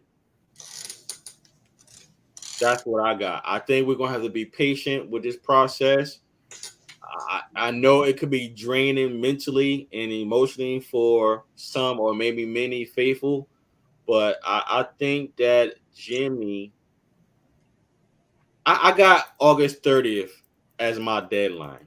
But that's so late. The season starts. I know. Isn't that like the date that they're all saying? I think David Lombardi. I think they're all saying that it's like August 30th or whatever. Well, that's the day. That is a deadline, but I'm just money goes in. That's the day we got to pay. It's too late, bro. We got to get him off right now. Yeah, well, in the team, hold on, 2 points. It is because that's the day that his money goes in too. So right. After that, the next day, his full thing goes. But also, like Jizzle said, no team that trades for him. Why would you wait until later? Because if you do that right before the trade deadline, then Jimmy can't play for you. There's really no scenario where he's playing for you that year unless somebody gets hurt, as opposed to bringing him now, learning the playbook, and having a chance to start early in the season. Thank you, Nana by Nature. Thank you, bro. Appreciate it. Yeah, so I really wanted Brian Burns. I did too, First Lady. I did too. I thought it was far-fetched, but I was wishing upon a star. Me too, man. 49. You like, nice job, Carolina, going after Baker. Thanks. Yeah. Thank you. You know what that means? That's like about 4 sacks for Bosa already. Hey, but let's get to my boy Niner by Nature. Not that I hate you. Question: barring any injuries, what's stopping us from winning the Super Bowl this year? I want to hear that from y'all. Exactly. What do you mean? You talking about the faithful huddle or our view? Oh, yo, yes. I honestly believe. What? I believe with the faithful bro. You know me. I know you do too. But I believe with the faithful of a mustard seed. Okay. And that's all I need. What about y'all? Troy? You know I always been saying we're gonna win a Super Bowl. Yeah, I've been saying that too. What we doing this year? Troy, you go first. Troy? I remember 49 and Press answer. I don't know if it's gonna change though. Okay, here we go. Yeah. 49. Yeah. We're not winning this year. Sorry. I remember he said that. Okay, Jess. We are winning the Super Bowl this year. Let's go! Can I get a fist bump to the? I want us to, obviously, but I even brought my red and gold Niner firework and everything. I'm sticking with tradition. We're winning it this year. I'm winning it this year. Without you. What's up, Press? No, I'm with Troy. I would love for us to win the Super Bowl. I don't think that we're winning the Super Bowl. Okay. We got that out the way. We got that out the way. This question, to answer Niner by Nature's question, the number one thing is you have a rookie quarterback. That's the number one question, is how that will happen in every situation. That's the offensive line. And then the offensive line would be 1A and 1B. I don't know which one. Ultimately, the offensive line affects Trey more than Trey affects the offensive line. So 1A would be offensive line, 1B would be Trey. Yo, let me ask you this, Prez. I want to hear that. Let me ask you this, Prez. And when we was talking before we went live, being that we're going to do our show next Wednesday regarding predicting our roster, the roster that you're going to project, right? Mm-hmm. Do you still think the roster that you can project is not going to succeed our 6th ring? I'm just saying. You follow where I'm going? Yeah, no, absolutely. Yeah, because as of right now, until proven otherwise, like, we have a C+ offensive line at best, and that's just because you have the best player in the league at it as the A+. Right. Okay. Got you. I mean, we just don't. There's no telling what this offensive line is going to be outside of one person. And then on top of that, like, when you get in those playoff moments and you get there against teams that have been there, and we're talking about those big time moments, you're going to have dudes that have never been there. Got you. I'm gonna tell you why I think we're gonna win the Super Bowl real quick. I'm sorry. Real quick. It's because like we built this Always Faithful thing, and we almost got it the first year that we all came together and changed, and we've added people and for the better. And I feel this is the year we get it done. We almost got it done last year, guys. And I feel like with the different dynamics and everything we brought, and I'm not trying to say our energy matters, but it matters. You know what I mean? And I feel like this energy we have and everything, even with the people that don't believe on the panel, whatever, that don't believe it's going to happen in our lifetime, guys. Our lifetime. It's going to happen in our lifetime, and it's going to happen next year. No, hold on. Yeah. It's happening next year. I promise you. And like, it's because we all came together for a reason, man. And energy comes, and it you know, like you said, we're overdue. Yes. Yeah. Or keep that receipt. Or an avalanche off the side of a mountain, and it gets to going, and kinetic energy just takes. Yeah. Keep the receipt, Jizzle. Keep it. To the faithful huddle. As you see, Mitchell and Mason are the fastest running backs on the roster. Mason, just to let you guys know, Mason is the undrafted guy that we got that John V was talking about. And remember, we couldn't remember 4-3, 4-3 flat. Right. I know that he was that fast. That's why I say Jeff Wilson's getting cut, brother. There's a guy that you could put in there that has more potential, brother. It depends. Brother. Why they keep Jeff Wilson, brother? All right, we're gonna see. We're gonna keep those receipts. I'm holding those receipts. Yeah, those receipts. What's up, Denise G? She said, I like Jeff Wilson because he had a catch out of the backfield. Yes. That one time, yeah, I like him for that too. I like that. and real talk, that's what I see from him and Sermon. Facts. I definitely see, man.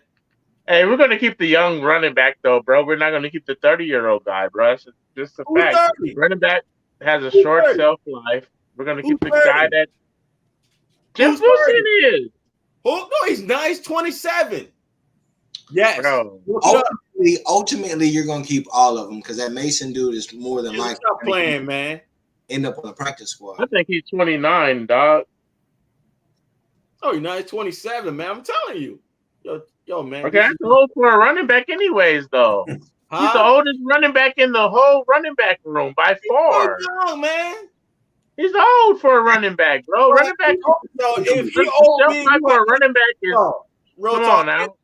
Jizzle, 25 is getting old for a running back. Jizzle, if he's old, me, you, and 49, we ancient. We ain't ancient. Nigga, we are. Nigga, we about to die. Nigga, it's about to get real bad for us. Nigga, arthritis. We're going into that upper room.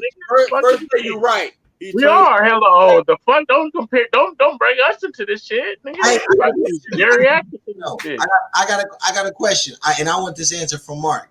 What up? What do you feel like Jeff Wilson's trade value is? More than None. Jimmy's.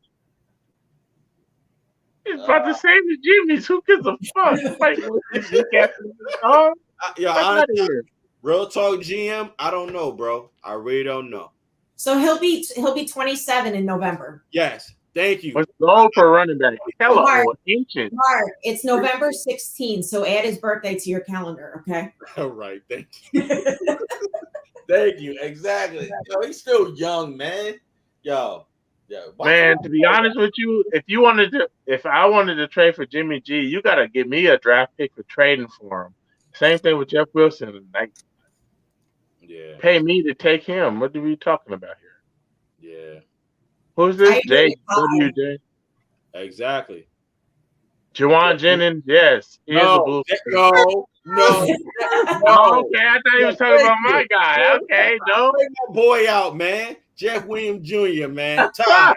Yo, thank you, Todd. I represent the blue collars always, and always and forever. Anyway, I'm blue collar too. I'm a construction worker, but I'm not. I don't know, Yeah. man. I thought you were talking about Jawad Jennings and you were trying to make it fancy, bro. No. No, That would have made your day, boy. Anyway, it would have. It almost did. but on that note, I gotta bring this because I know Hey, thank you. Thank you. I know you was talking about He's Steve definitely Martin. making that roster. He's definitely making that roster. You think so, bro? Oh, I absolutely think so. Okay. Absolutely. And he may. Well, let me take that back. He may start off on the practice squad. But I think I said this earlier. I think by halfway through the season, he's definitely on our 53. Yeah.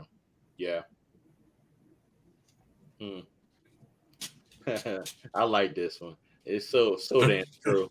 So damn Right? That's what I'm talking about. So damn true. Wide open. We know he got to go. Yes. We know.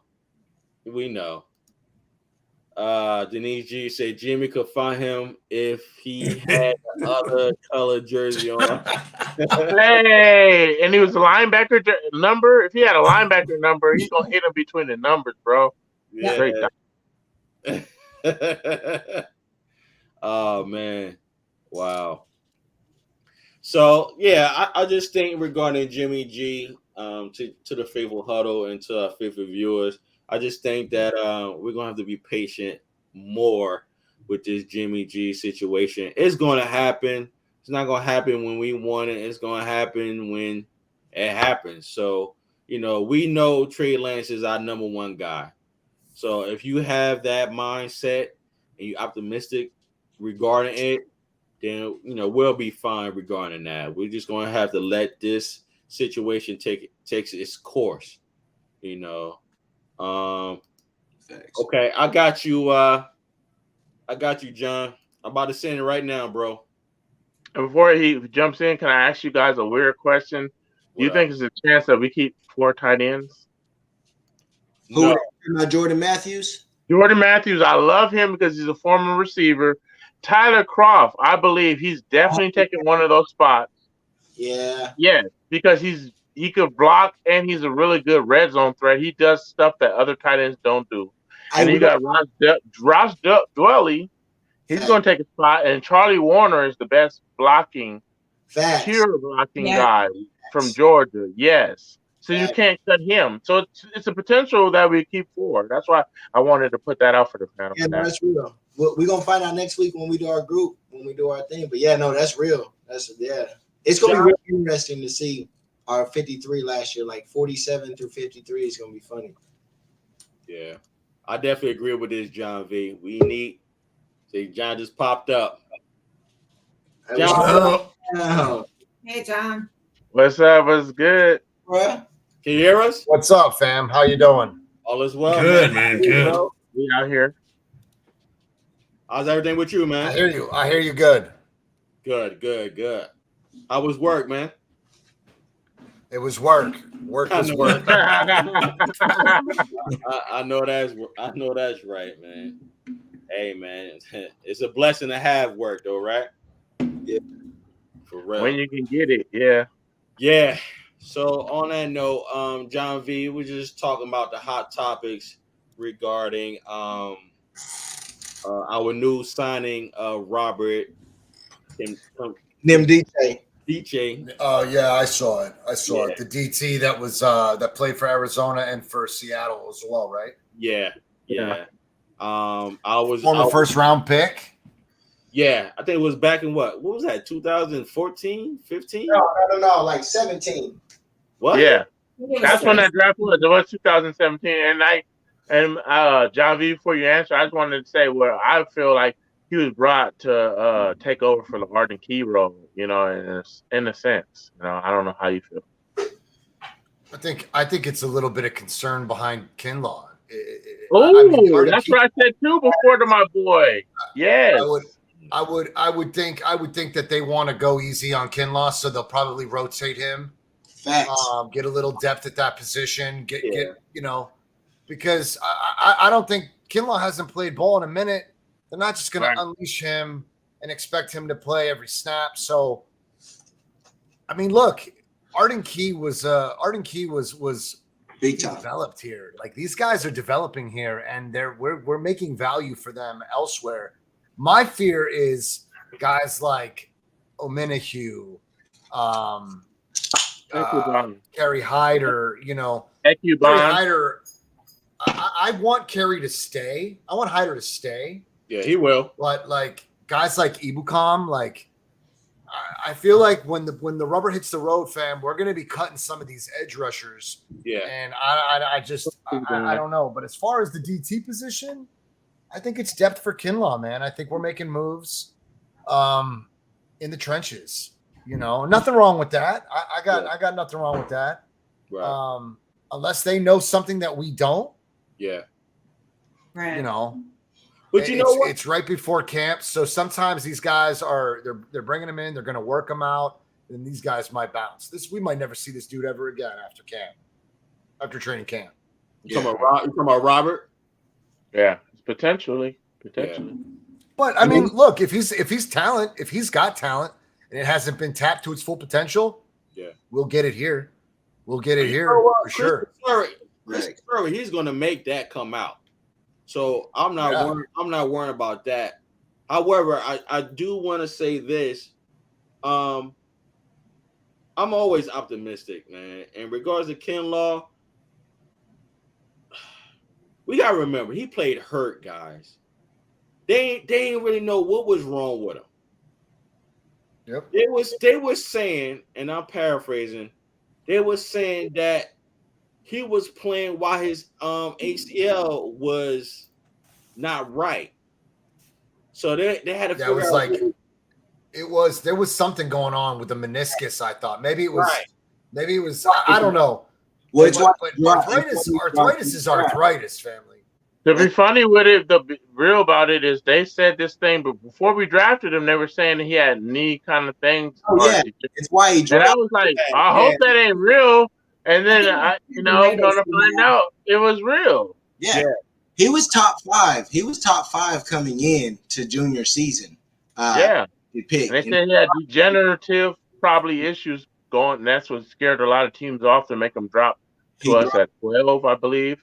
Yeah. Exactly.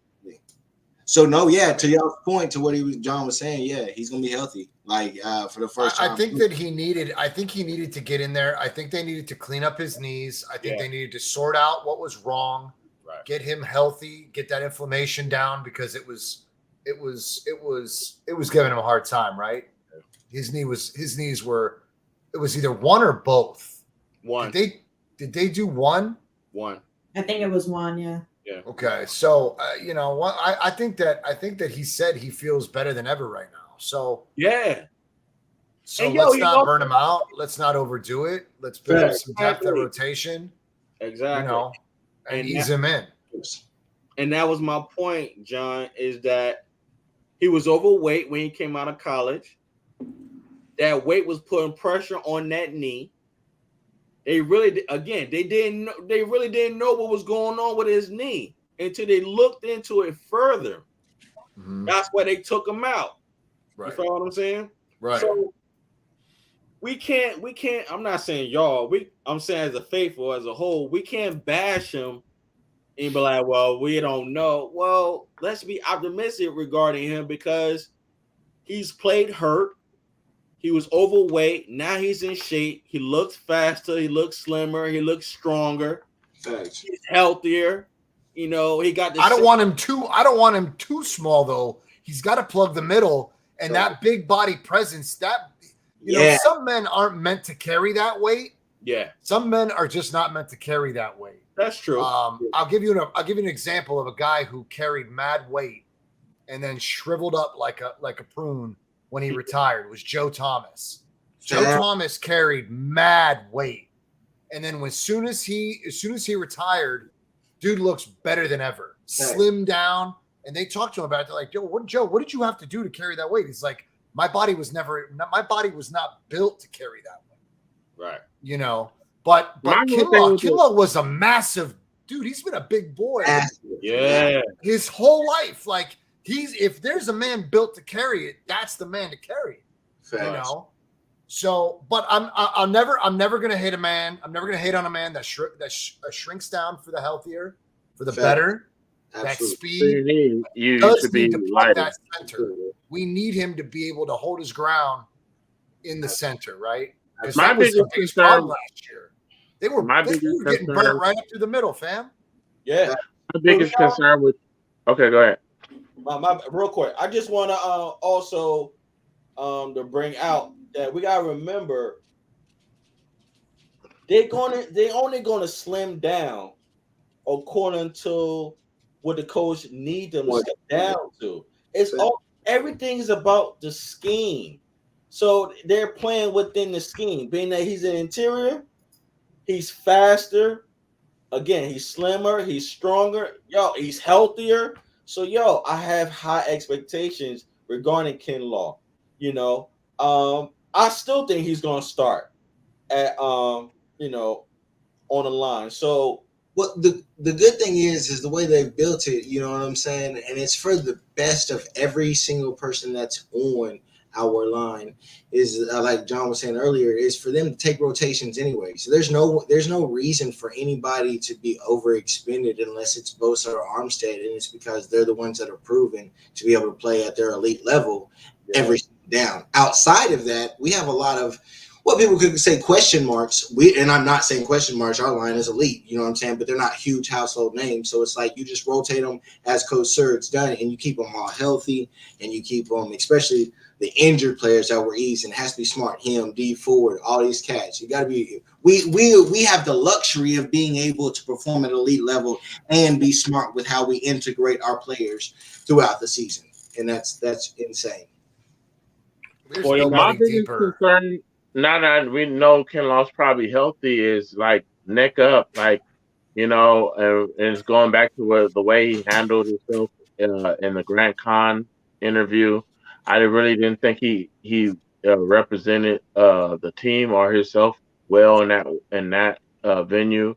And think if Grant Khan could get in your head, how easy in the trenches somebody can get in your head or get you to do something crazy. You know what I mean? And that's where I kind of have my questions. It's like, are you committed to doing what you need to do, like proving people like Grant Khan, because Grant Khan is a troll, and I would have handled it a lot different. So if it was me, I would have been like, if I would have just went on there really and just been real and be like, hey man, judge me how he was going, how he was saying, judge me off what I'm going to do. He did say that, but he just fed back into the whole thing. And if he really wanted to get Grant Khan, I would have been like, bro, at the end of the day, I made more money already than you're going to ever make. And I made it on my own. I didn't make it for my Hey, Jizzle. That's how you come at somebody like that. If you really want to eat them, that's how you eat. Jizzle, can I ask you a question, bro? Yeah. I love you, man. I just gotta ask, because you've been saying his name wrong for a while. I don't know if you're saying it on purpose or you're not saying it. Are you saying him? Are you calling him Khan, like jokingly, or are you just saying Khan because you don't know if that's the right pronunciation of his last name? Because it's Cone, right? It's Grant Cone. I don't even care enough to even try to figure out how to pronounce his name right. But he is a Khan. Because you know what he is? He's the Bay Area Skip Bayless. He's the Bay Area Skip Bayless. It's a Khan job. It's a Khan job. It works out. I call him Khan, man. And I call his dad Khan. And I was reading his dad work in the San Jose Mercury when I was a little kid. And they're just, it's yellow journalism. And his sons took it to a different level, especially with the social media. He's on some tear people down and bring myself up, which Skip Bayless does. Look at this guy, a grown 60-year-old man, and you wake up every day jacking off to what LeBron did, bro. Get out of here. Hey, 49, you can read that for us, bro? Of course. Thank you, Ty, once again. This goes back to the depth combo earlier. We have enough guys to rotate the line and keep guys fresh. Kinlaw won't have to carry the load inside all the time. Hell yeah, Ty. Hell yeah. I don't think there's a team with more depth and rotation than San Francisco's trenches. Right. I mean, our defensive line is stacked. And Prez is right. They're not a lot of They're not a lot of household names, man. Right. But Exactly. it's funny though. After they spend some time with Kasarik, Thank you. everything changes, right? Like Yep. now Kerry Hyder, who was getting 9 sacks with San Francisco in a bum season, goes to Seattle And get paid. and underperforms, right? So Yeah. like But he got this paid. team, Right. he got paid. He got paid because his performance was San Francisco, right? Damn right. Yo, Right. I'm pro player always, but don't you dare say that you did this all by yourself. Of course not. You were coached up by one of the best, if not the best, in the trenches. So I love it, man. I love it, and I challenge any team to step up to the plate and compare rosters. We are the deepest at positions in the trenches. Period. Yeah. We have more rotation. We have speed. We have power. Yeah. It's unmatched, man. It's unmatched. How many? This is Mark's question he's been asking. I'm gonna ask it for him. How many? Because I want to know how many do you think that we keep on the defensive line? And it's hard. What do you think? What'd you say? What was the question? 12, right? 12, yeah. I was asking, have we ever kept 12 defensive ends on the team? I think we should, but I think we see 4 guys leave that offense or that defense. I'm sorry. I think we see 4 guys leave that defense. so that And means it's my bad. so I'm thinking if we had to name guys, shit. See, I don't want to see Ibukam leave because he was settling in towards the end of the season. He was really getting it. But I guess Amenahue, you've got Teray. I'm about to pull it up.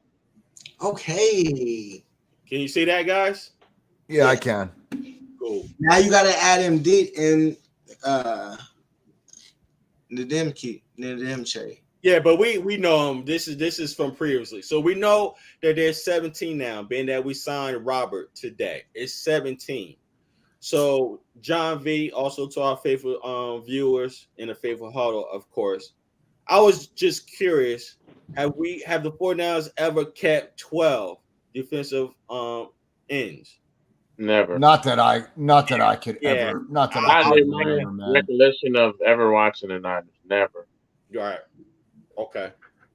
Because we're gonna try to stash guys. We're gonna try to stash guys, Mark. Yeah. We're gonna do our best, but they're not gonna last, man. People are gonna pick us apart. They love what we do here. Right. Yeah, but we need depth, though, man. That's why iron sharpens iron. We're gonna have the best depth to just send waves at people. I think we can say comfortably Amenahue, Hyder, Ridgeway, and Teray are going to stick around. Right? Yes. Hassan Ridgeway, this dude that we picked up. Say that again, bro. My bad. Will you say those names again? Hassan Ridgeway at DT, behind Kinlaw. That dude came from Philly. He was nasty. He was nasty when we played them. We couldn't run the ball against them. You remember that? He owned us that game. I remember that.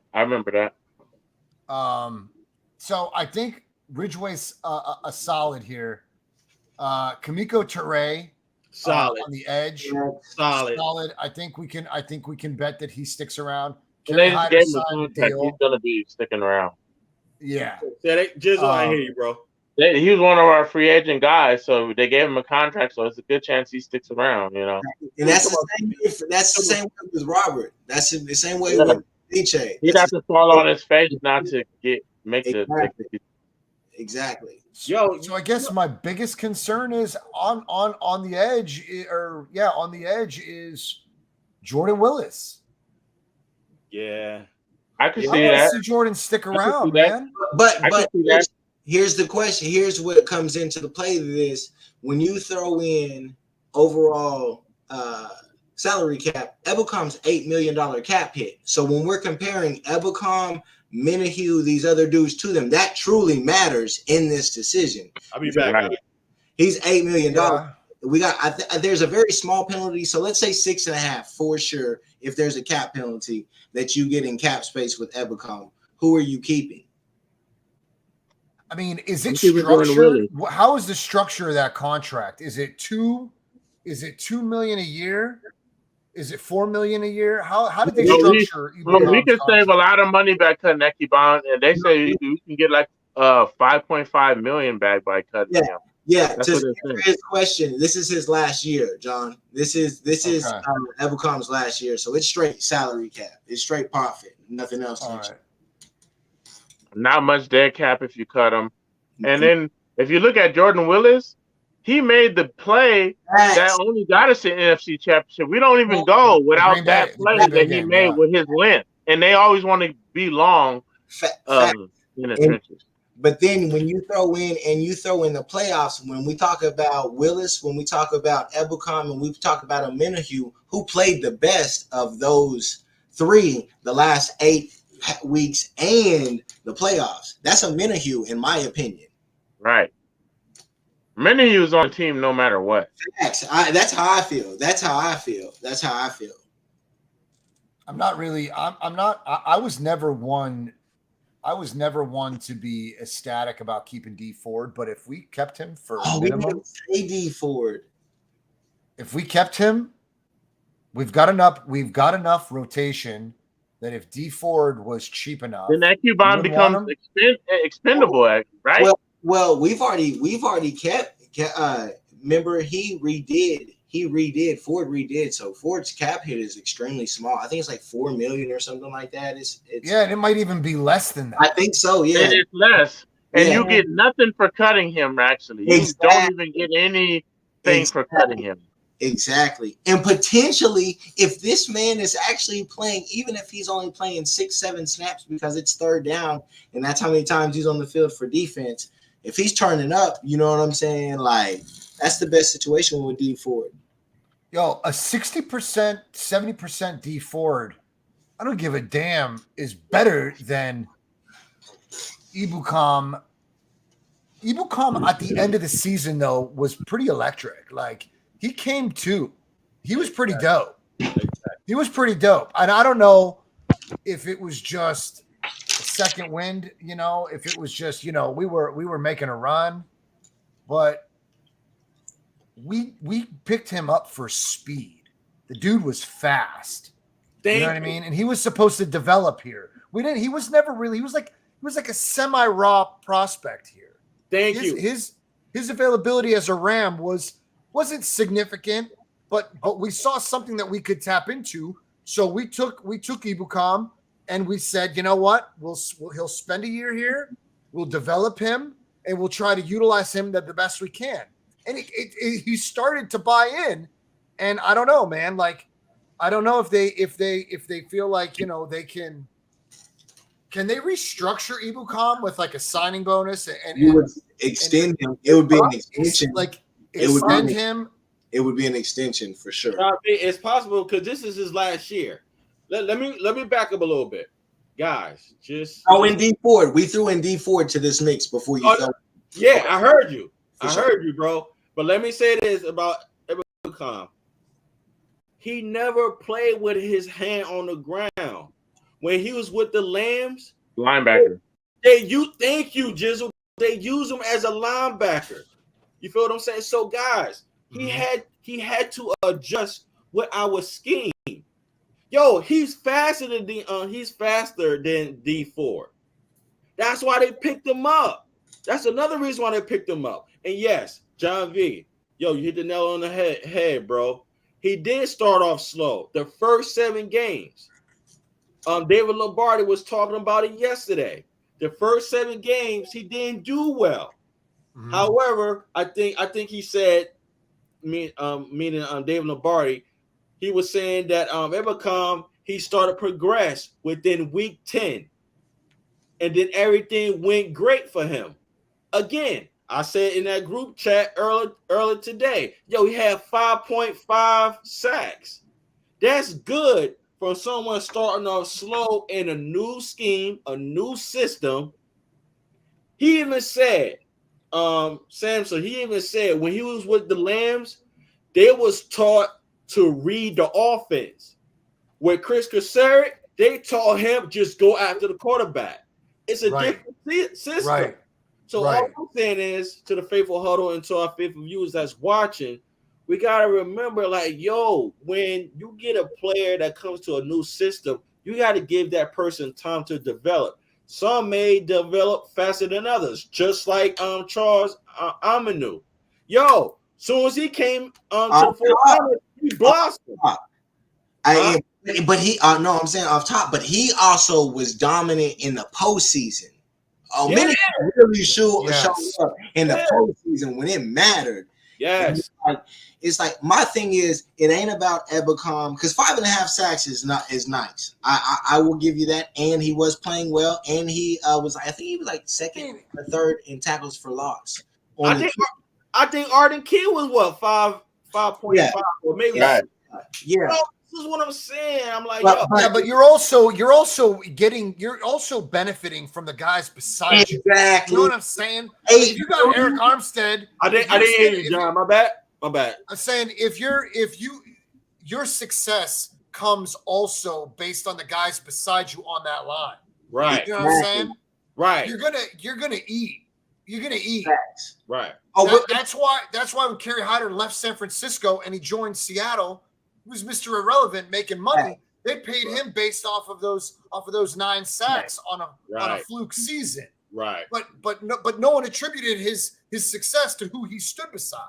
100%. And so if we're establishing, here's what I guess I'm saying. If we're establishing the last position of who's going to be kept between 3 to 4 dudes, if he's in that conversation, he may not be in that conversation. He may be in the top guaranteed. We don't know as far as how they view Ebicom. But if he is in the last 4 and you're making roster decisions about the last one, that salary cap hit is extremely big for that. And so is he worth re-extending over an Aminihu or these other dudes moving forward? Because Aminihu is younger, excuse me.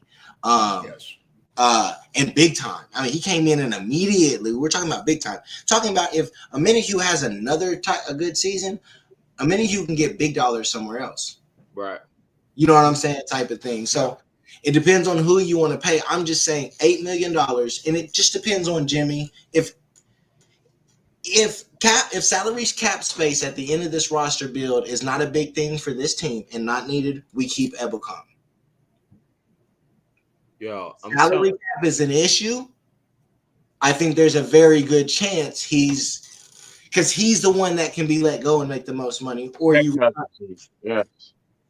unless you want to extend him and you manipulate that signing bonus and you can move that money around and make it extremely affordable. True. Exactly. It just depends on, what they expect out of him. Yeah. Do you prematurely move off of Ibukam after the way he ended the season? It's possible. Is that a premature move to move off of him too soon? And that's possible because Mark's right about his bring up.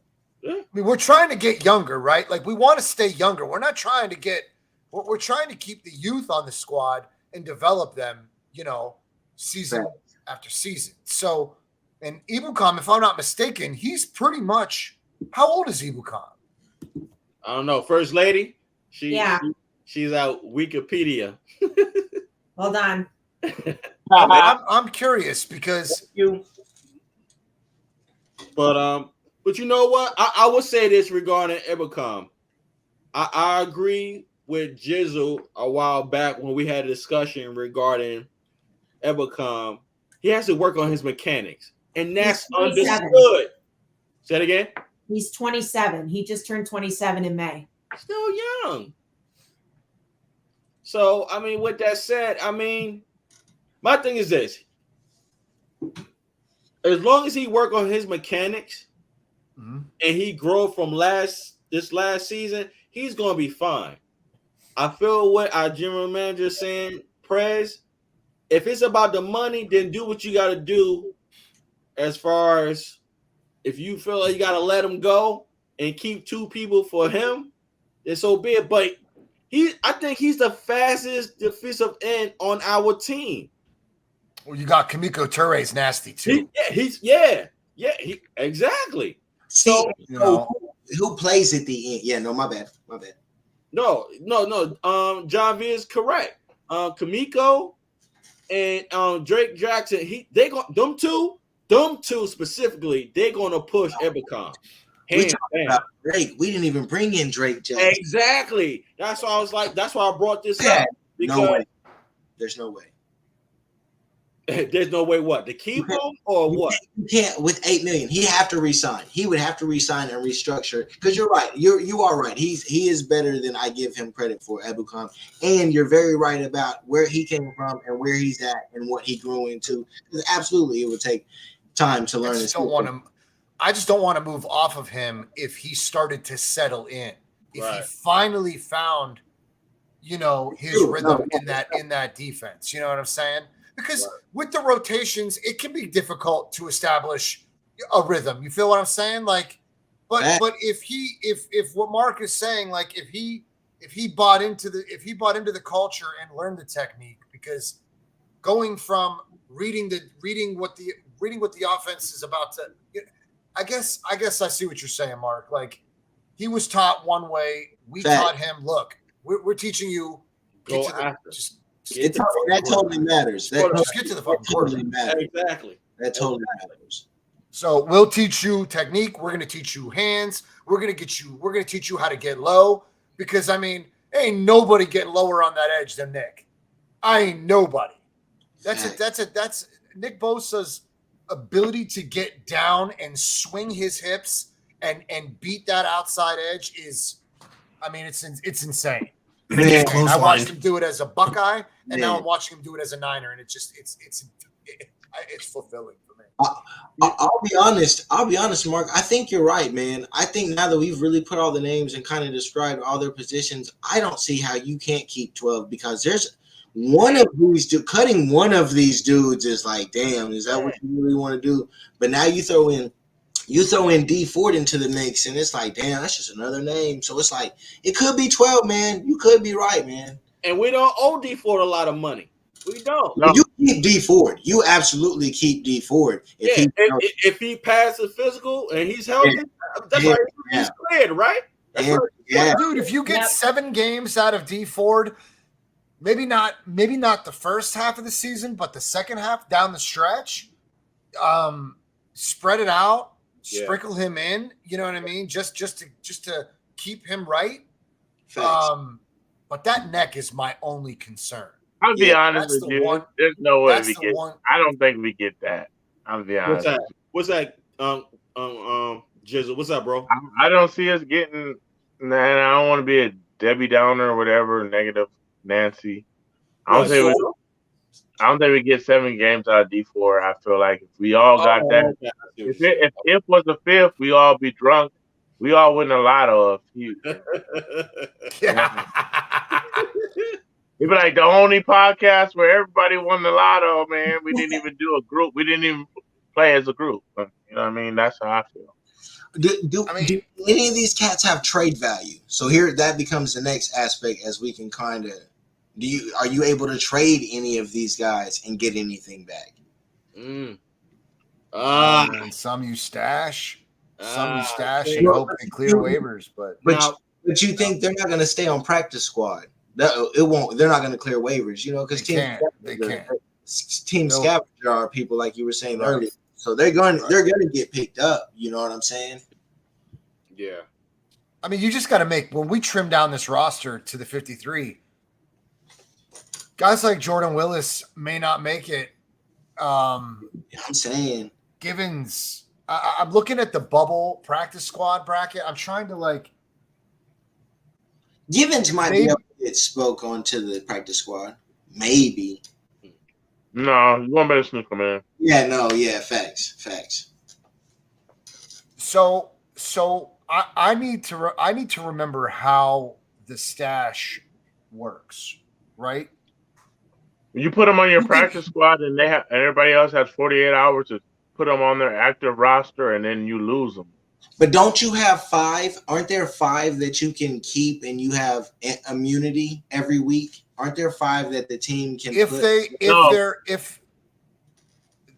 no, or you can't. I'm trying to remember, like, how do you stash them to avoid them getting picked up? You don't. You have to hope nobody picks them up. That's how it works. And then you put them on your practice squad. You release them, and they would have to all go through waivers. Yeah, when I play this on Madden franchise, that's exactly how it works. You have to try to sneak them across.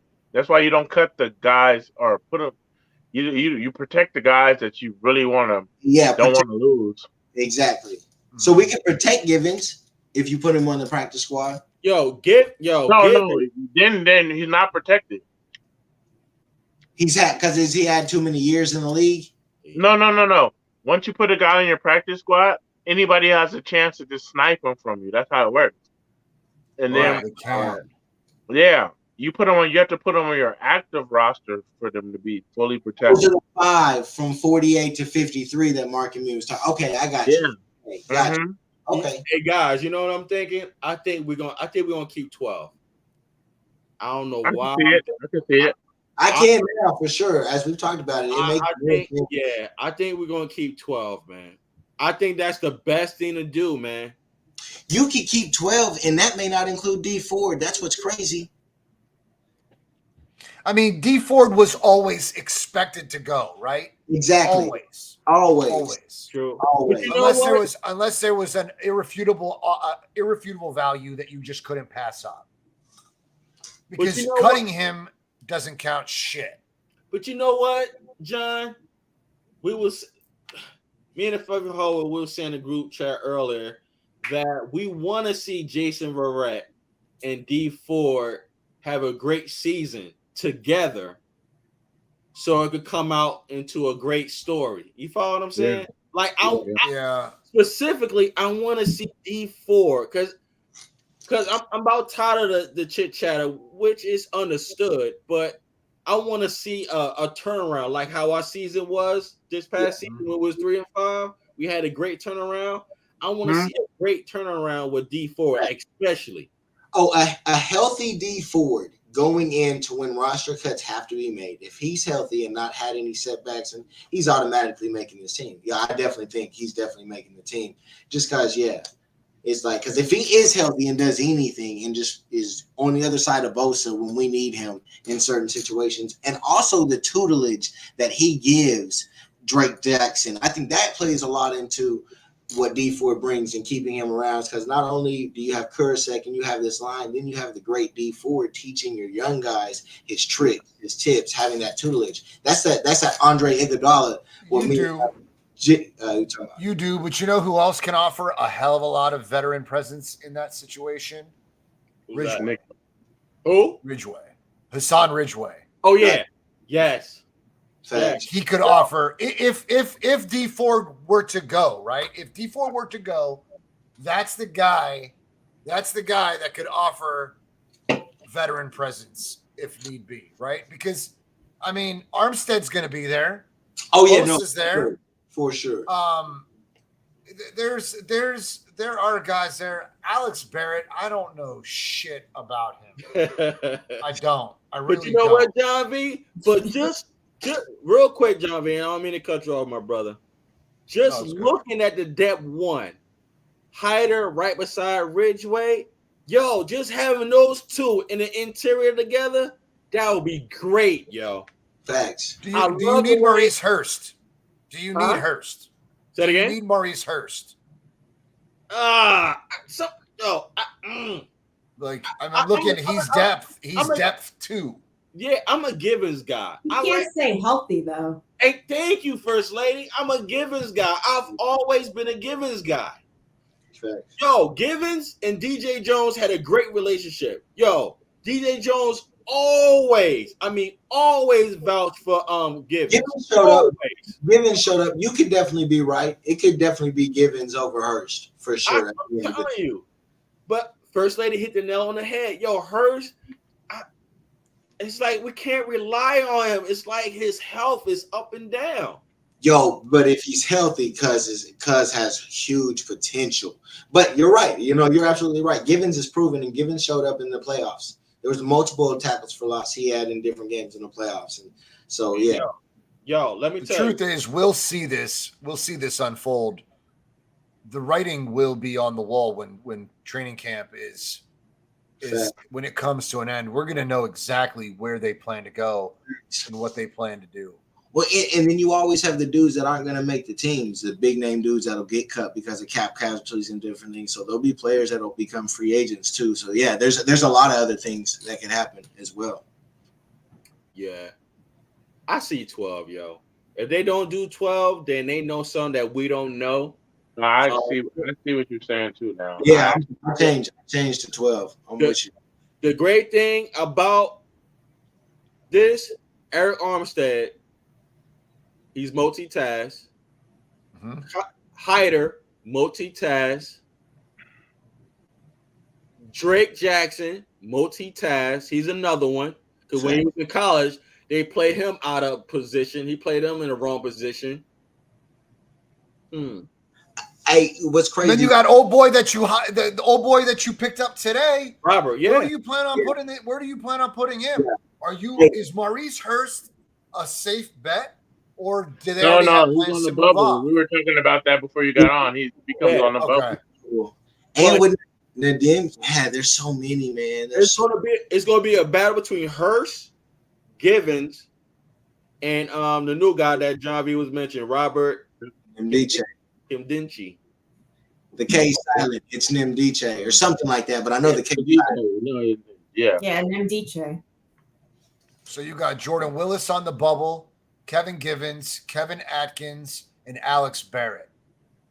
Iron sharpens iron, man. Whoever we keep is going to be a terror to other offensive lines in the NFC. No doubt. I think it's real nice that you bring in Ridgeway and Toure because they are those same dog mentality. Yeah. And you're finally going to get so nasty. And you know what? Just that, real talk, just that depth one, Aminu, Hyder, Ridgeway, Toure, those four guys right there are dogs. Facts. It's facts.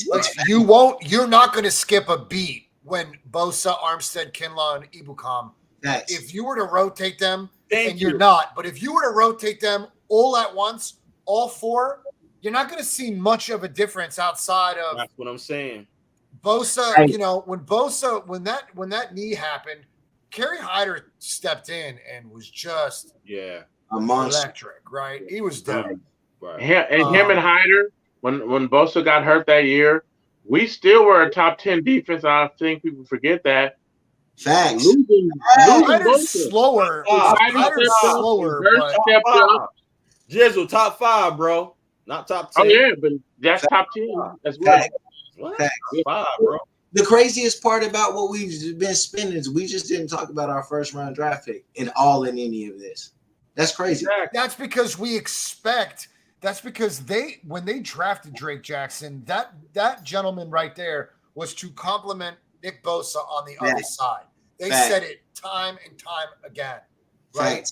And he's got a stack of dudes that are going to help develop him. Hassan Ridgeway is my X factor on this line simply because that defensive line in Philly was insane. They were amazing. My X factor is Drake Jackson. We got him. Drake Jackson's getting 7 sacks this year. You heard it here first. John V, check this out. Todd just said Ridgeway under Coach Chris is being kept fresh in the rotation. He's going to be a beast. That's no doubt. Todd, I couldn't agree more, man. What's crazy is we finally what's crazy is because at this point, this is by far the most depth in. I'm gonna take this down, guys. Pure cool. most depth in pure pass rushing everywhere. And like Jizzle was saying earlier, now we have the secondary. We also have the best secondary we've potentially had, man. It's like, dude, when these guys get rolling, and if our offense, all we really need this year moving forward is for our offense not to turn the ball over. if we limit our turnovers, that is the biggest thing, because our defense is going to put us in great positions, man. Our defense is going to put us in great positions all year. And so if we just keep the turnovers down, man, really the sky's the limit at that point. Yeah. We can blitz. We can blitz the shit out of teams now with a secondary. That secondary now, we're confident. We're very confident in our safeties, confident at the corner position. Yeah. I'm confident that Ambry Thomas is going to find something in this. But at the end of the day, we can blitz. We can finally blitz the shit out of teams and do it without hesitation. Facts. Right. And rushes and just over and over. Like you get those, and that matters, especially you get in them playoff games, them fourth quarters, because we tend to play close games, and it could change under Trey. I expect it to. I don't expect us to have the same amount of close games that we have as Trey progresses, for sure. And it's like, but that's where you win it. That's where you win it when we put our defense on the field to close out game, because that D Ford's coming. You know that Bosa's coming. You know what I'm saying? You know it's coming, and it's the fourth quarter, and you just can't deal with it no more. We want it more. Because, we already know Bosa's going to get double teamed. Bro, dude put up 15.5 sacks. By far the most double team player in the league, was top 10 in tackles for loss off of an ACL return, man. Like, what? Like, okay. We ain't even seen in his second year. We've not even seen a matured, you know what I'm saying, like in the system, like Bosa, even like this will be the first year. Like, this is the first year that we're going to get of Bosa, like, really in the system, got over the injury, been back in the system again, went through a year. It's like, this is really Bosa's sophomore year when it all comes together. You know what I'm saying? So, and if Drake Jackson was nasty. Coming off an injury season, phenomenal. Lights out, right? Now another full off season to heal and to polish up. Like, this is a nasty defensive line, man. Nasty. You think this year that he just put in front of him on display was his year after tearing the knee up in the way So now they always tell you, and this has been traditional wisdom, that you're going to be better that next year after coming off of it. You know what I mean? Yeah, because you have all that confidence that you put all that down. You made an NFC championship. I mean, Chris Wall's not wrong. Bosa not winning comeback player of the year was some hot garbage. Some hot garbage. But they shafted that dude more than once. Oh my God. He was getting shafted every time he got held. He didn't make the Pro Bowl squad, bro. He ain't getting no vote. He didn't even get any votes, yo. It's crazy. No votes. It was like Mustafa putting his baby in the air. Like, it was like putting his baby getting put as a baby in the air. If you watch Roots, it's like, what we doing here, bro? Yeah. And at least with this offseason, Nick didn't have to rehab or anything. So it was straight just getting in shape for the season. Right. Just work on yourself. And then he walks into the best line and possibly D Ford on the other side and the dude that we handpicked to move forward with him as a rookie. So he's walking into the best line, full season, very healthy, best line he's ever had to play with from an opposite standpoint. Like, and our defensive line is just relentless because it comes at you in waves. Dude. One guy gets tired, you sub in another guy that has a matchup plus advantageous advantage. What team was famous for that, man? What team built it? What team built their reputation on the blitz? I say Philadelphia back when they had Reggie White and all them dudes. That's the one I really. That's a hell of a guess, but it's Pittsburgh. Pittsburgh was known as Blitz. Well, Pittsburgh, they don't do with the defensive line. It's 3-4, so a lot of those guys are outside linebackers coming off the edge with a speed advantage. So I didn't think of it like as us, because we run a 4-3 like Philadelphia did. Even when Buddy Ryan came, he installed a 4-3, and he had. So I was looking at it a different way with typical D line, traditional. No, that's a good guess. I didn't look at it that way. I'm just thinking to myself, I remember them just being relentless on the blitz because they just had they had so many players that they could rotate in, rotate out, and they always had a complementary secondary, so they blitzed all day. Yo, I like this comment right here. Yo, Prez, you can do it on? Yeah, Chris, they love to shaft the Niners on their awards. I mean, obvious, that's a showing up the truth, man. I mean, I think it's perfect on paper, and it's really, I think this could definitely be a 10+ sack year for Armstead too. Lord willing, he stays healthy. Like, this should be his year to put up those sack numbers. He shouldn't have to move around. He's not gonna have to move around on the line anymore. He ain't gonna be coming off the edge sometime. Hopefully, we ain't in that. It's his time. Like, if Kinlaw's there, with Ridgeway's there, those dudes next to him. It's really with everything else. That's what we need. We need that interior rush, because the only person that could do it consistently was DJ Jones, and he's not here no more. So we have to supplant that, and not only supplant that, we have the ammunition to take it to another level, if that makes sense. Yo, John hit the nail on the head. Hassan is that guy. Facts. Hassan, dude, he was so nasty. Hyder and Hassan Ridgeway is that guy. Yo, I'm telling you, man. Facts. Yo, I'm telling you, Hyder is back to his true position, and that's the interior. That's what he enjoys playing at. Yo, Hyder and Chris Cassett, they boys, they tight. He look at him like a father figure. You follow what I'm saying? So, like, yo, man. Offensive lines beware. Every bro. Yep. Well, they're coming. And I have a Cowboy fan, friend, associate or whatever. And he was telling us we made a big mistake. He was always on us, like, we got rid of DeForest Buckner. We chose to keep Eric Armstead. And he was on it in the beginning when Eric Armstead didn't have really the year he should have had the first year. He's quiet now, and if he's watching, if that idiot's watching right now, I just wanted to say, we actually know what we're doing out here, man, and just stay tuned. There's more to come. And the craziest thing about Armstead is that we played him out of position because of need and not because of necessity. Like, that's the craziest part about him. No, that's what I'm saying. It is Armstead. His first 2 years were out of position, because we had the first year he got fired. Our defensive coordinator got fired after that year. And then they had to play him out of position because of the injuries. And so Armstead, and then he had all the injuries to himself. And so he's finally been healthy and hitting his zone. It's like the ceiling's very high for Armstead. I still don't think we've seen the best Armstead. Yeah.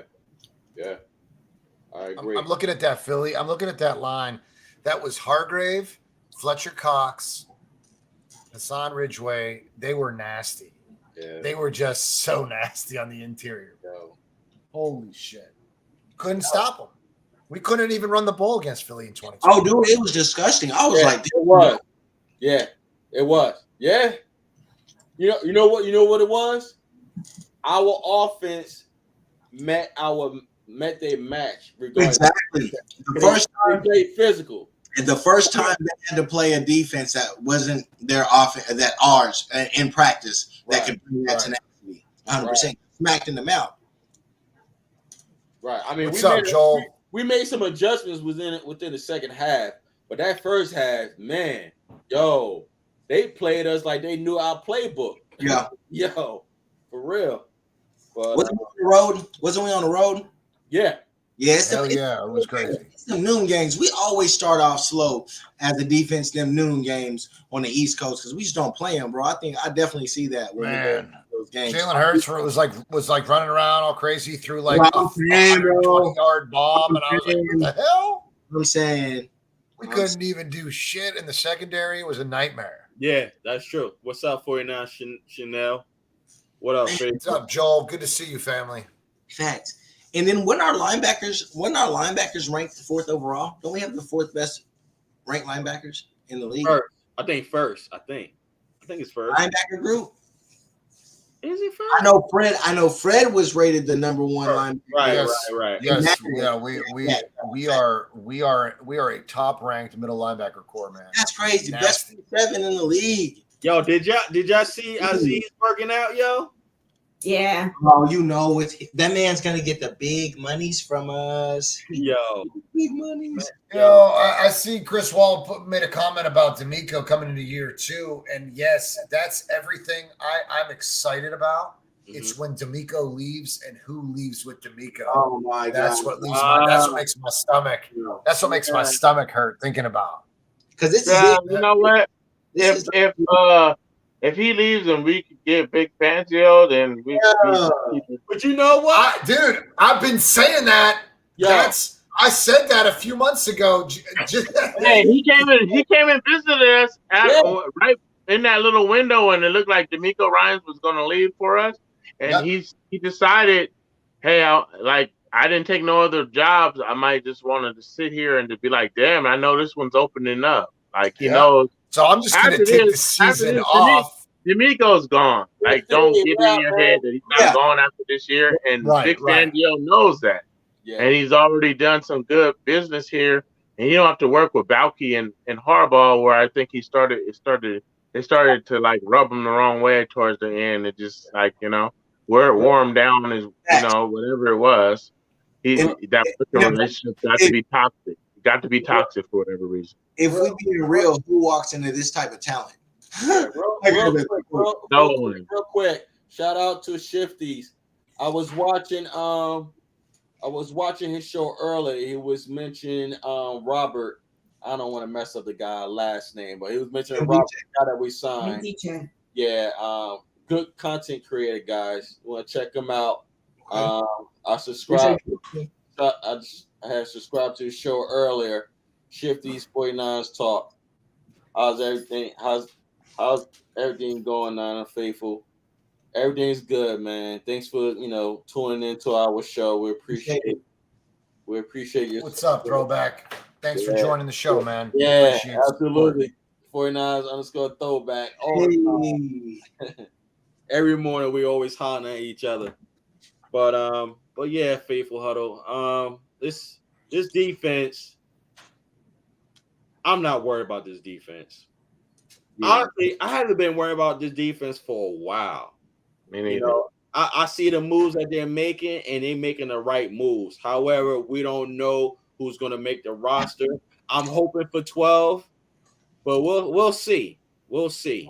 It needs to be 12 now that we've done it. It definitely needs to be 12.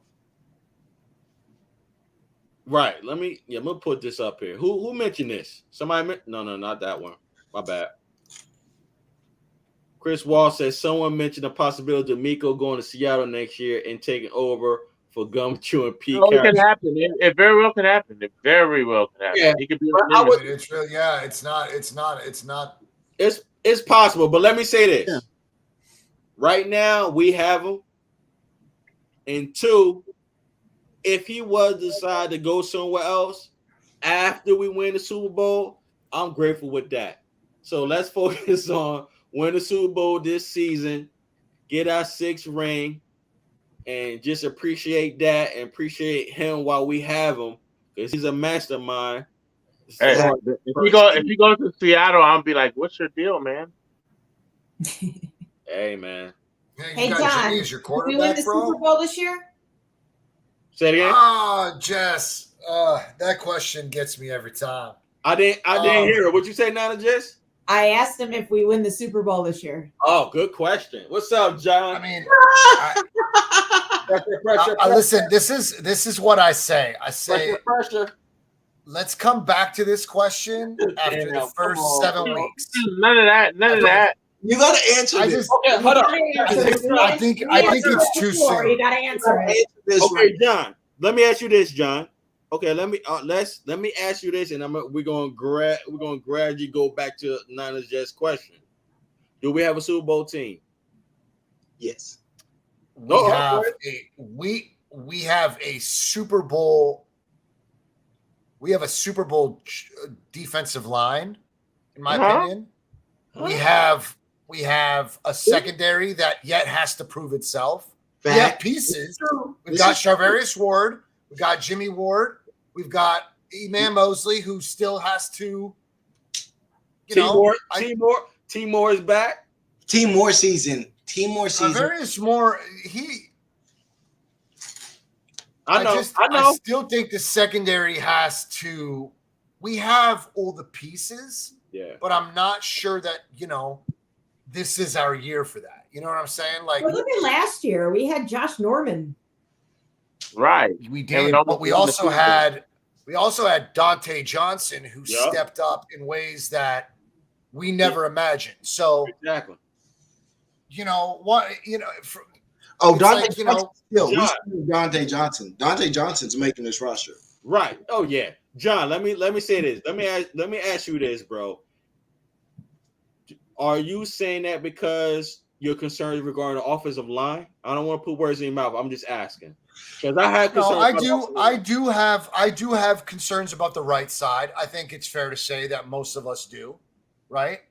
But That's I fair. mean, but with that being said, I still think that we have a far better secondary, maybe one of the best secondaries we've had in years. Ever But I just since '94. don't know how it comes together quite yet, right? But you got to I call do. it. You got to call it. You got to call it. I don't think that this is a Super Bowl year. I said the same, my man. I said the same. I said Because Let me tell you though. Let me it's say this though. I want to know why John said because. Because what? because we have a lot of changes, bro. We have a lot of coaching changes. We have a lot of personnel. It's you know, we don't know how the new coaching regime is going to settle in. That's fair. I mean, it's a lot of moving parts, and it'd be, you know, to put this pressure on Trey, you see, because I always came into this, Mark, saying this: I will ride with Trey with every bump and bruise along the way, right? I remember. But I never said I also don't want to put that pressure on Trey that we've got to make a Super Bowl, right? It's not good. That's not it. Yeah, I feel you. I feel you, bro. But back to what you were saying, John, in regards. But I'm not trying to change the way that you feel, though, bro. No. I'm good. I mean, No, I'm Super Bowl hands down, bro. What I'm saying to you, my brother, you know I love you, man. Yo, bro, let me tell you. And you mentioned our coaches that Kyle had brought in. Keep in mind, these are coaches that wanted to come and work with him. However, what I'm trying to say is we know the 49ers are a developing team. They love to develop. Their job is to make sure those players develop to the best of their ability. These players, they're ready under their counseling. So what they said, they have the talent and they have the wisdom. They just got to play the scheme, but they got to play it together. You feel what I'm saying? Sure. So what that said is, I believe we are going to win the Super Bowl. And let me tell you, man, I really think we're going to win it. Yeah, ask him. But so what's his caveat? Number one caveat to why? Why are we going to win? No, to John. I want to. What's his number one reasoning that overall do you think is the biggest reason we won't win the Super Bowl if we're having to make these at this time? Okay, so it's not that I don't believe that this roster is not stacked, right? Right. Because Shifty has a point. He says that great playmakers make it so that Trey doesn't have to. It's not even so much about Trey. It's more. I want to see Kyle coach Trey. Right. I want to see how Kyle handles the new bringing in Lynn. I want to see how Kyle adjusts to the new personnel. Like the players, that second, like we're a better team on paper now than we were last year. Right? Right. Yeah. But we also had that we were familiar. It was the familiarity. We built that. Those guys weren't strangers to the system. On paper, are we better than last season team? On paper, are we better? Yes, without a doubt. Without a doubt. But when the pen hits the paper, look at how we started off last season. How dry. Look what was a disaster last season. The first part of the season was a shit show. You know why? We have to develop an identity with new coaches. Thank you. You said we have to establish an identity with this new regime.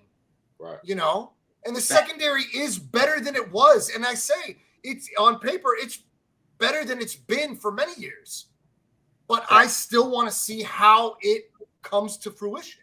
Develop. But at the So same time, it's cautious optimism. Like, I'm not saying that we can't make the It's not saying we can't make the postseason. Cautious But I mean, I was an athlete my whole life, and I was just taught to take it game at a time, right?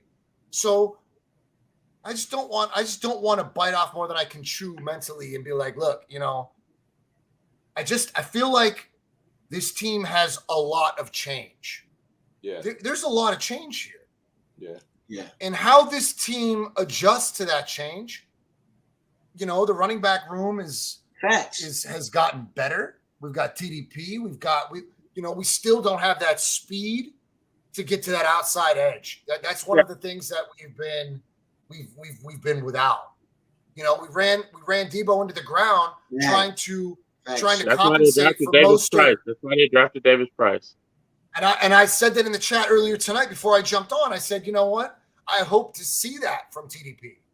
Yeah. I do. But I still see that we tried to compensate with Debo for the absence of Mostert. Yeah. And that tells me that we needed that. We needed to be able to get to that outside edge. And we could not do that this season without Debo. I get you guys' reservation. I totally understand it.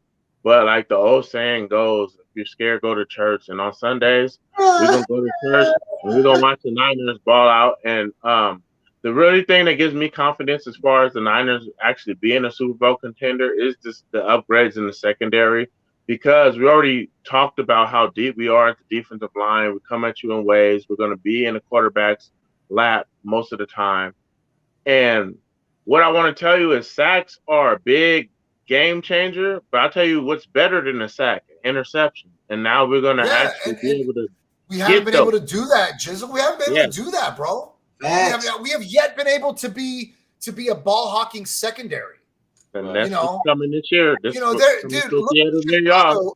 Look at Chicago a few years back. They led the league in takeaways, right? Yeah. And who they have? They had what the hell? Eddie Robinson. They had Eddie Robinson. Old boy that went to the Green Bay. Did he go to Denver? Yeah, the cornerback went to Denver or Green Bay. Oh my goodness! I know everybody on that. It was Eddie Robinson was free safety. Gosh, what's the cornerback? Oh my goodness, blanking out. But I know they had a really good takeaway defense and facts. But they weren't household celebrities, right? Exactly. These cats, they weren't, man. They were just it was a well-balanced secondary. Facts. And I believe that was one of the comparisons I had hoped that San Francisco would make this year. I had hoped that we would make similar. We would match that. Kyle Fuller, thank you, Shifty. There it is. Thank you. Yes, thank you. Kyle Fuller. And I actually wanted San Francisco to kick the tires on him, but facts. Me too. He was too expensive. But it's there, and it's there. You know what I'm saying? You're absolutely right. It's there. So it's not like I'm not trying to be a Debbie Downer like that. That's not me, man. But I'm cautiously optimistic when we have this much change. Well, not that it's a bad thing. As far as the offensive side of the ball, though, Mike McDaniel's no longer with us, Wes Welker, but we still have the offensive mastermind in Kyle Shanahan. Exactly. We do. But you know what? Do you know what I've always said, Jess? What I wanted to see? This is what I've always wanted to see. Because McDaniel had been with Kyle every step of the way, practically. Since Cleveland. I need to see Kyle without McDaniel. And I want to see. I think with the addition of Lynn in the run game, like, he brings a lot more to the table than just a run scheme, right? Exactly. Right here. I need to see how Kyle adjusts not having McDaniel. You understand what I mean? But you know what? Shifty just said it right here. That's why I posted up. I love it too.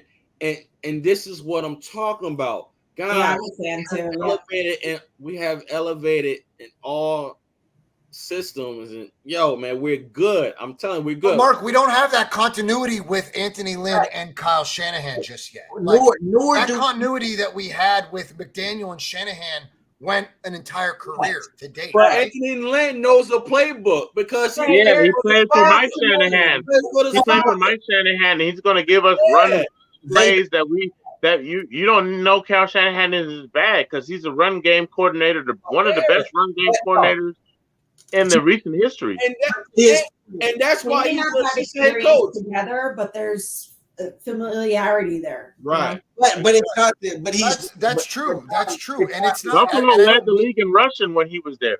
But it's not the same because It's hard to believe because Buffalo hasn't been able to run the ball for shit. Yeah, with Tyrod Taylor that year. I'm talking about the year they had Tyrod Taylor, him. Oh, okay. Yeah, that's what I'm talking about. I'm talking about last year, and then they didn't have him. He was with San Diego before he came with us. I'm not trying to be. I don't want to be negative to it, Jess. Like I don't. But doesn't it? Haven't you just been a little bit curious of how creative was Mike McDaniel? Do you understand what I mean? Like he was promoted to offensive coordinator, but Kyle was always the shot caller, right? So when they were in the lab and when they were building these schemes and they were working this out, like we just don't really know. He's a clone. Yeah. We don't know Kyle Shanahan without Mike McDaniel. I guess that's my only concern. Like he's right, like 10 plus years. And so I think in my interpretation of John's point is that you're dealing with a clone. Like Mike McDaniel and Kyle Shanahan could probably sit in the same room and watch a game and not speak to each other. And it's going to come out exactly 90% of how Kyle Shanahan wants it to go. And so now that's not there. It's completely different. But what we've not... Okay. But what about Mike Shanahan as the offensive coordinator of Atlanta? He didn't have McDaniels over there. That's not my point. My ultimate point is when we're throwing things, it's like we're talking about a quarterback that is very limited in experience.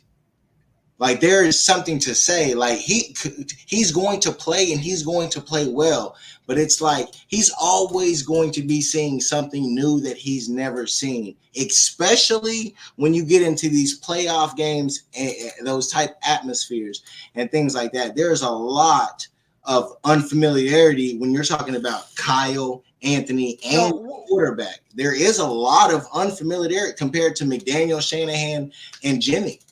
Like that's we know that we need Prez. We know that we're not putting a whole lot on Trey this season. Of course not. We're obviously gonna the run game is crucial. So Anthony Lynn was that's what I'm for this, right? Exactly. But you guys have worked with somebody for a long time, and then that person leaves, and you got a new guy, right?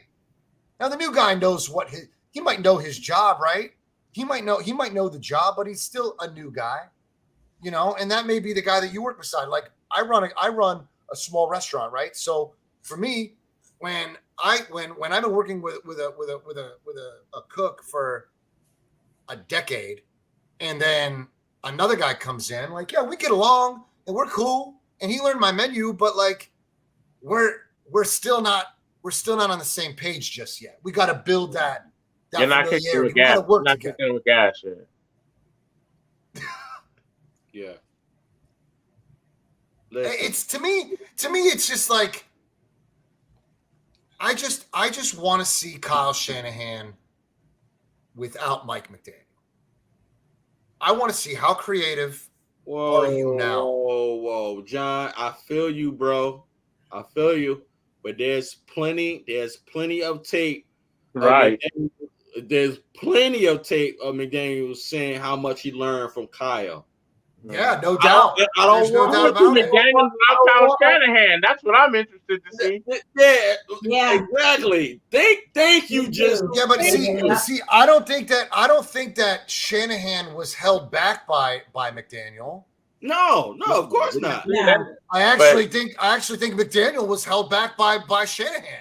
No, he was held forward. He was held forward by Shanahan. Respectfully, now without Shanahan, let's see. No, all right. not at all. So when Miami interviewed McDaniel, right? Do you remember how long that interview was? No. It was like 8 hours long. It was insane. That's pretty long for a Rooney Rule interviewee.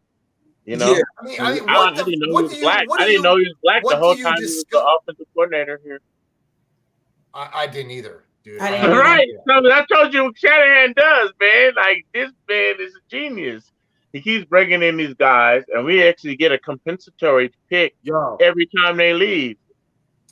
This is what I'm talking about right here. Kristen hit the nail on the head. Our first lady, can you please, beloved, can you please read this comment? This is what I'm talking about. I understood McDaniel has the one Kyle delegated his philosophy to manage Kyle's run responsibilities rather than McDaniel inventing things. Exactly. This is what I'm saying. And yo, Mike McDaniel, he's always been saying that he learned a lot from Kyle. I'm with Jizzle.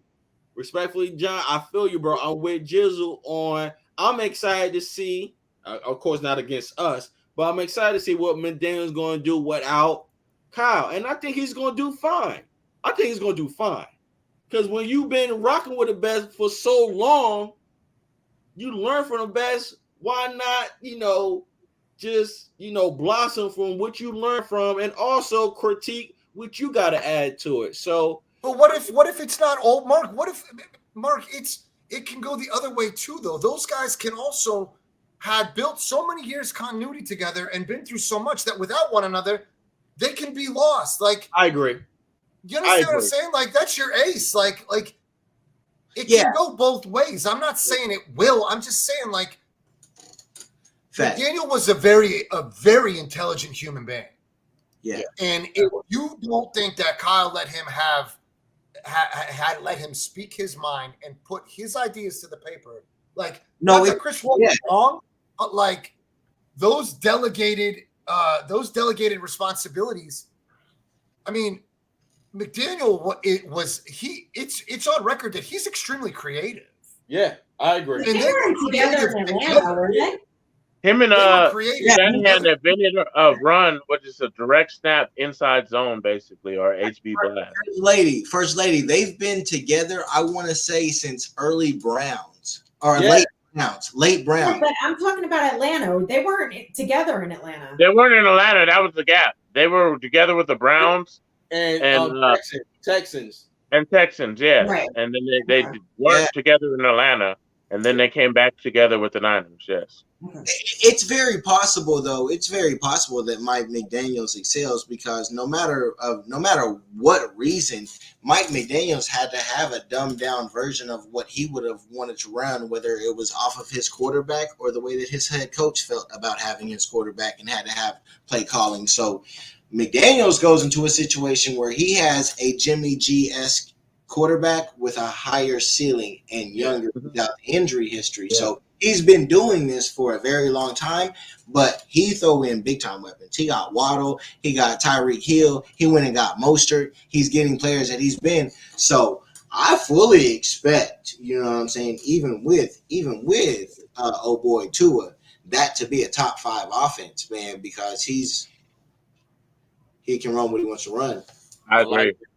I agree with this. I agree with you, Perez. 49 throwback.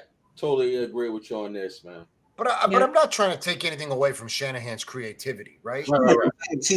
But it doesn't. You guys aren't curious to see how Kyle does with Anthony Lynn? Well, he has to do more. I think it'd be perfectly fine. I'm curious to see Jimmy G without Kyle Shanahan more than any other. Me too. That's a great point. I said that months ago. I would love to see who Jimmy is outside of this scheme. I'm tuning in. Like I said, if I'm not at the Niners game or they're not actively playing on that first game, Jimmy G gets a start. I'm dropping everything I got to do for that day, and I want to see. I'm tuning in. But real quick with Anthony Lynn, I'm excited for that pickup.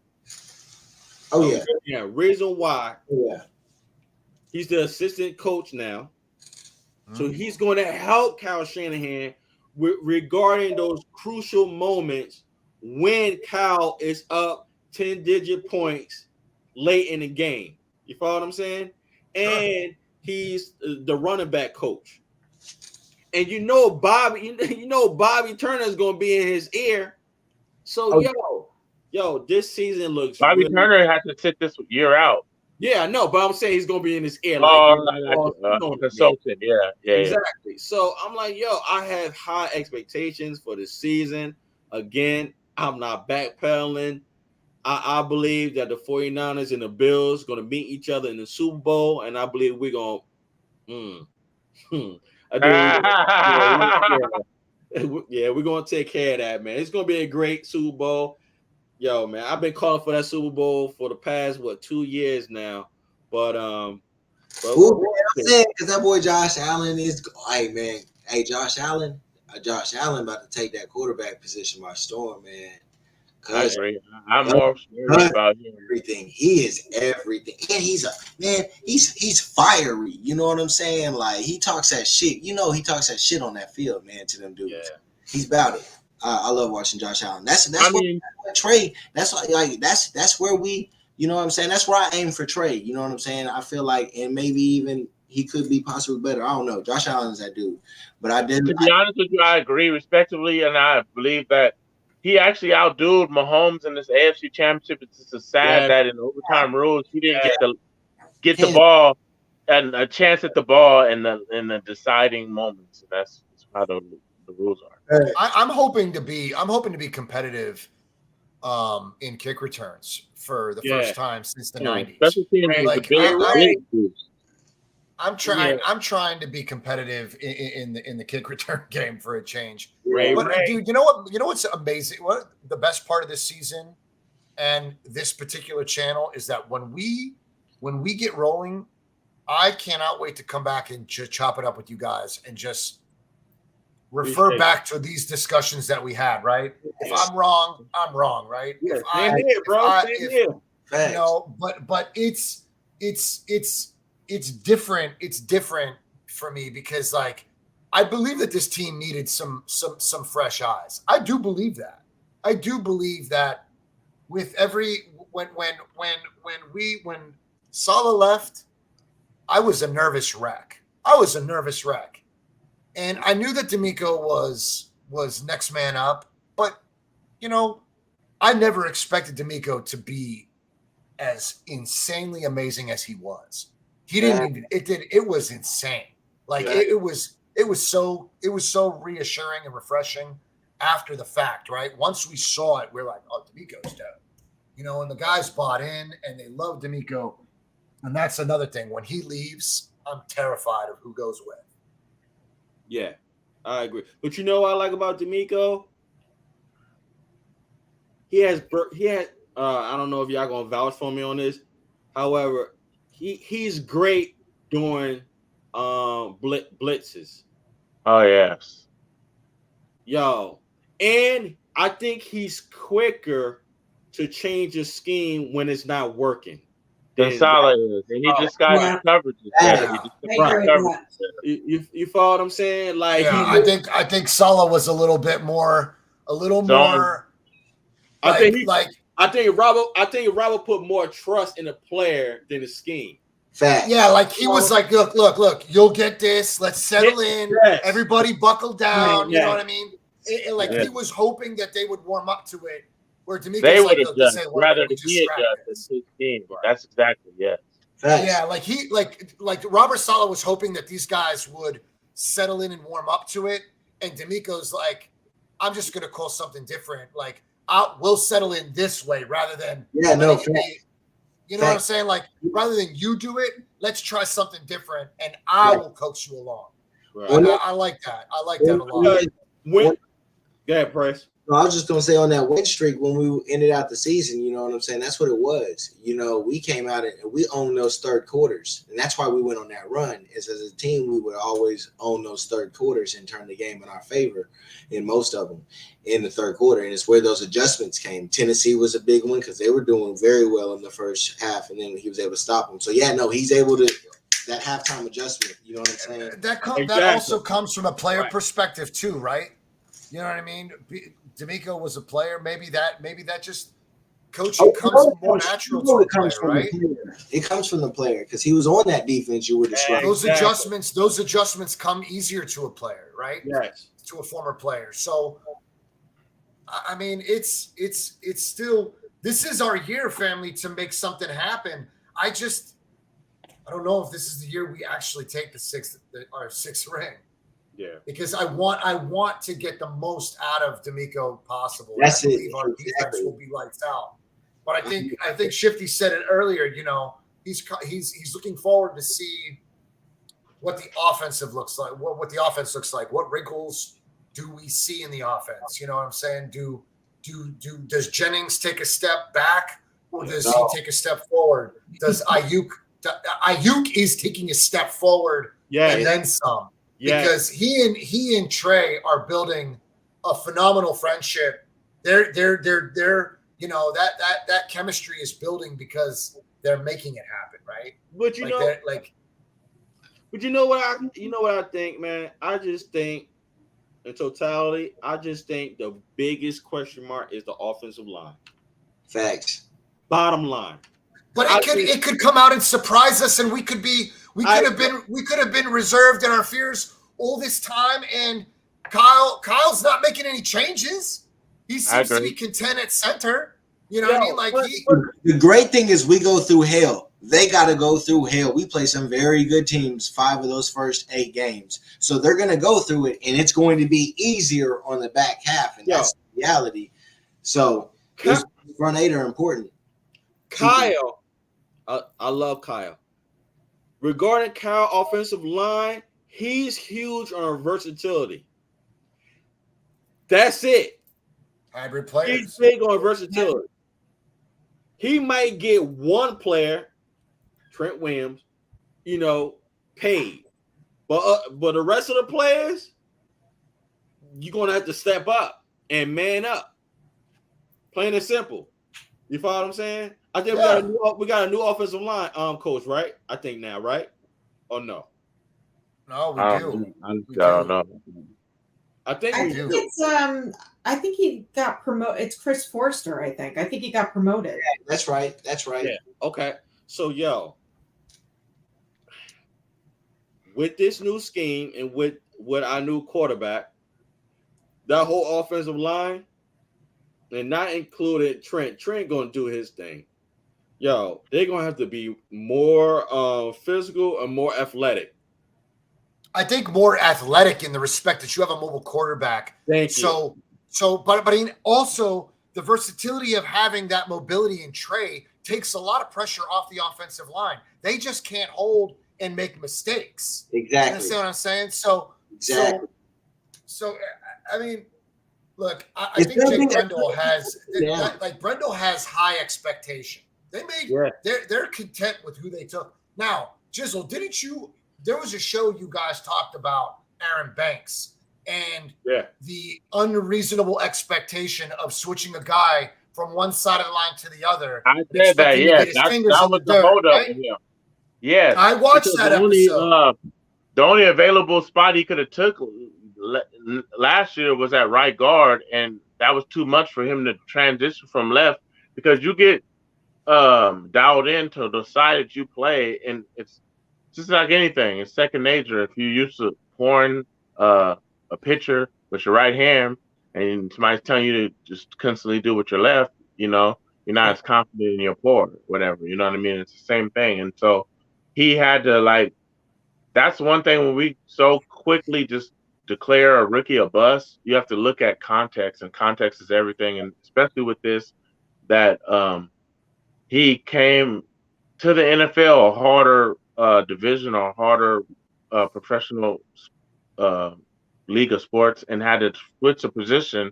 It might seem minute to you, but moving from left to right side, you know what I mean? It's a big thing.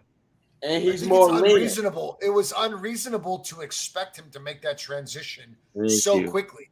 You played ball. If we asked you to do something completely different, you know, shoot with your left hand. Shoot with your left hand, Curry. You good? Same thing I was saying about yo. Same thing. But to y'all's point, my bad, Mark. Go ahead. No, you good, bro. Proceed. I was saying to y'all's point, that's the difference between fan expectations and realistic expectations. Thank you. Without a shadow of a doubt, Aaron Banks. I couldn't say no better than that, bro. Yeah.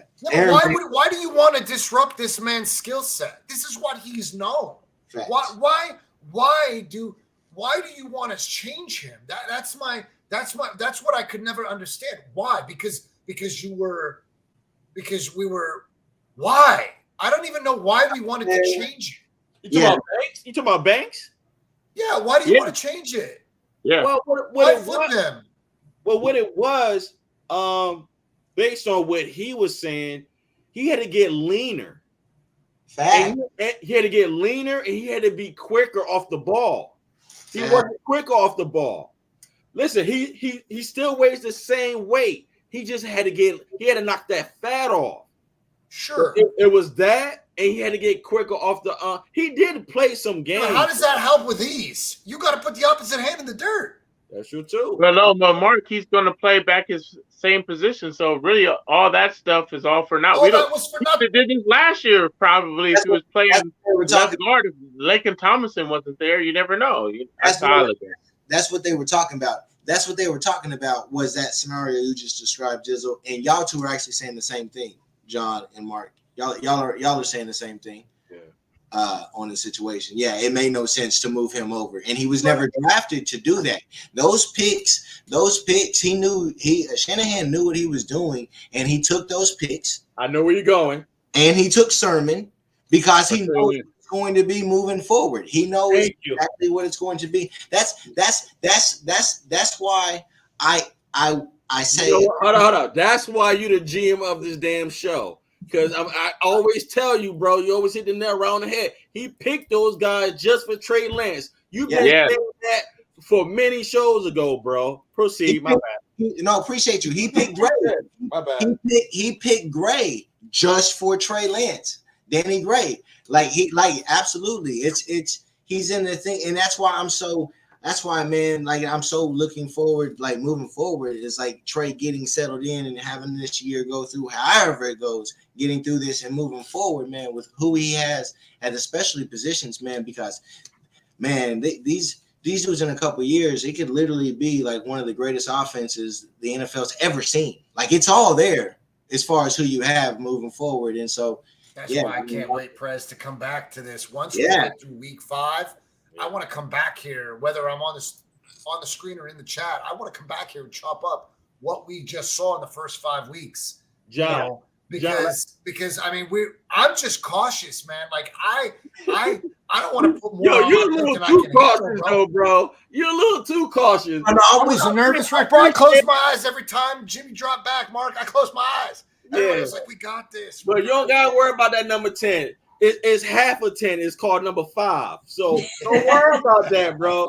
You're a little too cautious. But let me say this to you, John, and I want to start with our trivia questions, and we're gonna head on out. I can keep rocking, but I want to be respectful to my family on the panel. John, a couple of shows ago, me and Jizzle said our first eight games before the bye week. Me and Jizzle said we're gonna be 8-0. I think that show, our first lady was under the weather. But let me ask you, First Lady, before I talk to Joe about this. First Lady, I don't know if you remember the schedule, but our first 8 games, because I know your prediction is 14-3, mine is 13-4. But the first 8 games, do you see us going undefeated before the bye week, or do you see them losing a game before the bye week? Because I know you said 14-3. I'm going to come to you, John. Yeah, I had them losing to Arizona, the Chargers, and the Bucks. Damn. So you had them losing 3 games. All 3 in the first half. Okay, in the first before the bye week. Second half, Bucks or second half. Yeah, so 8-0. Yep. So you was 8-0 also then. Yep. Okay. So all right. So John, our First Lady, Jizzle, and myself are 8-0 before the bye week, which means I'm 5-3. 5-3. Okay. John, the first 8 games. I don't know if you have the schedule in front of you, bro. I do. Okay. Can you see us going 8-0 the first 8 games before the bye week? Because I believe we're going to sweep the Lambs, and that's going to be a wonderful sight to see. So I got us losing the Broncos game and the Chiefs game. That's what Prez said. Prez, you remember you said those? No, Those are the games. Those are the games I have us losing. I don't have us losing to the Chiefs. Oh, I thought you said. You know what you said? Mine was the Bron- I can't remember the Bron- It was No, I remember. Know what you said? And I was like back-to-back losses. You said the Broncos and the Lambs. I remember that. Okay, Yeah. my So bad. I think that we can beat. I think we can. Arizona. Those were the 3 of my losses in the 8 because I was 5-3 in the top 8. Those are the 3. Yeah, you know what? I don't have us losing to Arizona because I mean that the loss to Colt McCoy, that was it for me. Like that was it. For me. Yeah. This team should be able to beat Arizona. All right, period. Man, I was at that game. Shifty. Listen, me and my faithful huddle, we optimistic here, bro. Hey, I'm just letting you know. Yeah. No, I was just saying to John, I'm with you. We should beat Arizona, but I don't think we've beat Kyler Murray yet. With him, Kyler Murray. We're gonna break Kyler Murray down with this defense. He hasn't seen the secondary yet either. Yeah, thank you. I could be wrong for Sadie, but I don't think we've beat Kyler. Plus, they don't have Hopkins. We beat him his rookie year. We beat him his rookie year. We beat him. I think we won both years as rookie. Both games as rookie year. Yeah. We haven't beat him since then. Hey, since then, okay. Yeah. My only concern is Denver and Kansas City in these first 8 games. That's it. Yeah. What concerns y'all about Kansas City is my question. Because ain't the game here? Ain't it a home game? Yeah, it is. It is. Yeah. But you know what? They haven't convinced me that they can win at home consecutively. They definitely haven't convinced that. They need to establish home field advantage and keep it. You know what I mean? So not like last season. That freaked me out, man. We hadn't won a home game, and how long was that? Oh my God! Hey, man, I'll be honest. As a person that's at all the home games, man, it's not the home field advantage people think it is or should be, and like I even have to like get a little bit more louder around my section to get man, we got to get in here, man. This is what it is, and get everybody up and let them know that we actually can affect this game if we just get a little bit crunk. Yeah. I'll find you. I need to find you in your section, Jizzle, so I can come I'm 137. 137. Okay. Hey, John V, my bad, bro. I don't think I heard your record prediction with this. Oh, yeah, that's true. What was your record, bro? For the whole season? No. Before the bye week, the first 8 games. I mean, 6-2. Okay. And those 2 losses to who? Denver and Kansas City. Mm. Now, you know, I see that they're saying without Tyreek Hill, but it's not even Tyreek Hill that freaks me out. It's Mahomes and Kelsey. Yeah. Mm. You know what I mean? He's about to get that treatment. Kelsey about to get that coverage that he's never had.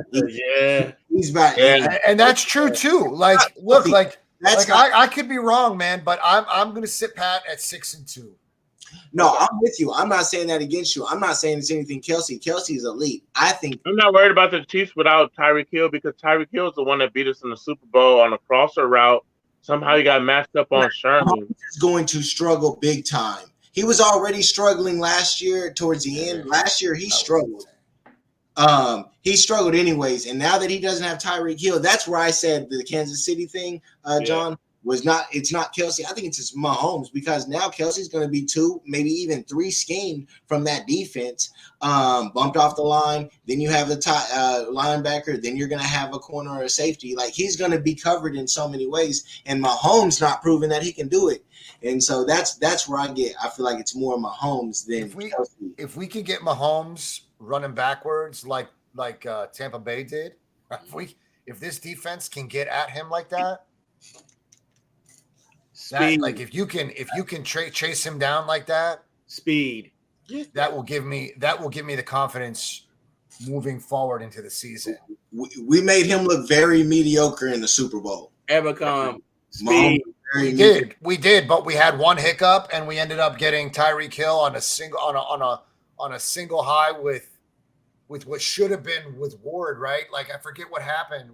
Yeah, he fell down. Didn't they fall down? It was. Patrick Mahomes had Tyreek Hill on a one-on-one versus safety. He's going to take that throw all day. Oh yeah, on the biggest hold ever.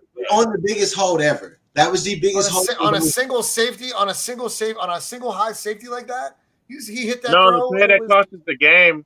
We were in cover 3 match, and match principles. You have to match a man in the first 5 yards, and Sherman ended up getting matched on Tyreek Hill on a crossing route. Right. That's the one that broke the back. That's what did it. Yes, that's what did it, bro. Yes. They got caught in cover 3 too many times. And Andy Reid. Because I remember seeing E-Man go one way, and Jimmy Ward was single high, right? Yeah, but that's the thing though. They were in cover 3 match, and you have to play man for the first 5 yards, and then you go into your zone. Right. Tyreek faked the go route and ran across her. It changed the principle. So that guy on the right side, which was Sherman, he only stayed on the right side. He's manned up on Tyreek on a crosser, and Tyreek caught it past him, and we out of here, bro. You know what, John? You know what, Jizzle and John V in the faithful huddle? That is by design. Andy Reid set that up. Andy Reid was setting that up all game. It was a good play. They worked that, dude. They had that play. They set it up the whole game. The whole game they were setting that up, and that's why. Damn, man. So let me say one thing real quick. So we're up 10 points with about 7 minutes to go in that Super Bowl, and in this NFC Championship game, we're up 10 points. 7 with roughly about 5 minutes and something to go, right? And so I got into an argument with somebody on Twitter, or debate rather, when it was like Jimmy G didn't lose any of those games or whatever, right? Okay, you could say that. But he is the reason we didn't win, though, because there's no realistic expectation you could ever go into saying we're up 10 points. And I told you we're up 10 points in the fourth quarter, that Matthew Stafford or Mahomes ain't going to come back in the fourth quarter. You're going to just blank them. You know what I mean?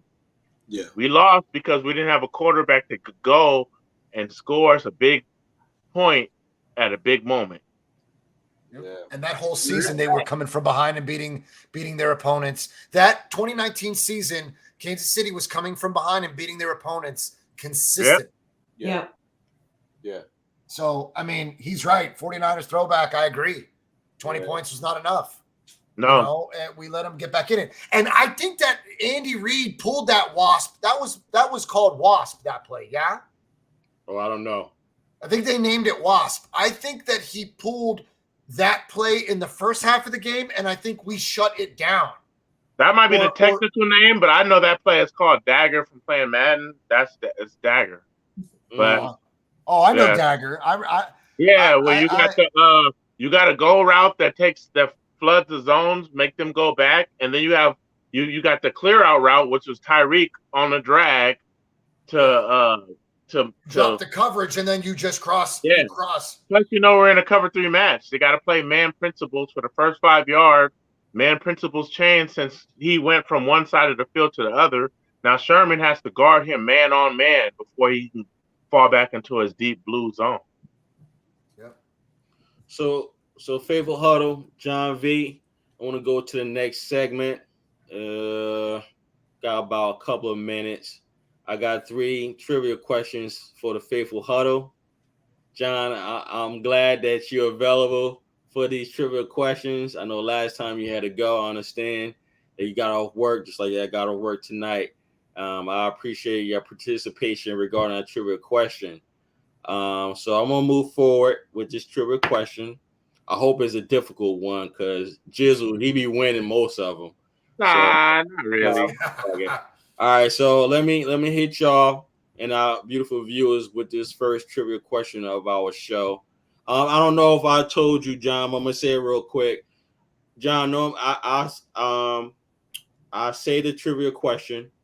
I ask the faithful huddle, do they know the answer? If they give the answer, I'll move to the next one. Okay.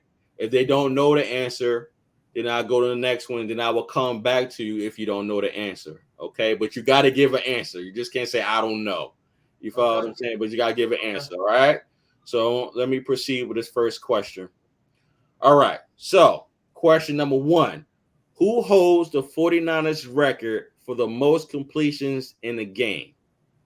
Is the answer A, Joe Montana, B, Steve Young, C, Tim Witte, or D, Jeff Garcia? Always start with our beloved First Lady. What's up, First Lady? I'm gonna go D. Is that your final answer? Sure. Okay, cool. John V, my brother, again, appreciate your availability and your support, bro. Thanks. We love you, man. All right, so you see the question, so I don't have to repeat it again. So what you got, bro? I'm gonna go with Joe. You got Jerry Rice, Joe Montana to Jerry Rice. I'm gonna go with Joe. You gonna go with Joe? All right, bro. That's your final answer?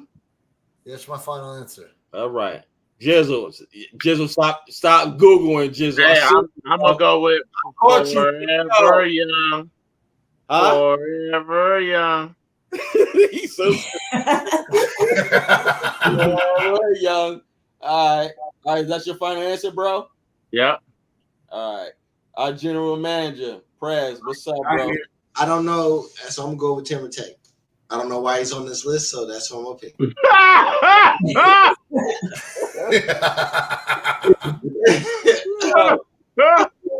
Is that your final answer, bro? Got to be. Huh? Yeah, hell yeah. All right. I don't know why he's on this list. Let me move right along. General manager, you're the only one that's correct. Wow. Yep. Exactly. Y'all was shocked as hell when you sound like, what? You about to get that shit right. Yeah. I was laughing like, yeah, he holds the most completions in a single game, man. How many? And when was it? I don't know. I'm only going by my trivial books, man. So but yeah, it just says no that, shit. man. But it don't give like the stats, but it just lets you know he recorded the most completions. I like, oh, okay. Yeah, Shifty got it too. I was like, yo, I'm thinking to myself, like, not Tim. Shifty got it. Like Jeff Garcia, he could have had a game. And I'm like, no, Jerry. The more completions in a game. I will say my two most underrated quarterbacks are Tim Witte and Sean Hill. Like they actually did throw dots. Like, you know what I mean? They did. Yeah. All right, let's go on to the next question. I think I'm gonna get y'all with this one. All right. Second question. How far off the ground are Dwight Clark's feet on a statue depicting his famous catch outside Levi's Stadium? Is the answer A, 5 feet, B, 7 feet, C, 9 feet, or D, 11 feet? What's up, First Lady? What you got? I'm gonna go.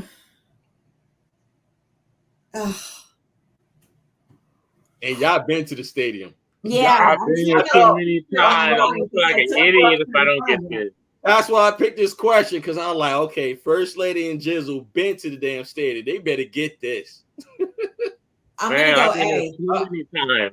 Hold up, Jizzle. I'm gonna go. Wait, hold on. No, you can't call a friend. No. I'm not calling a friend. Okay. Can I get a lifeline, Regis? No. I got one there. I want to see a picture. I haven't been to the stadium yet. Yeah. I'm gonna go A.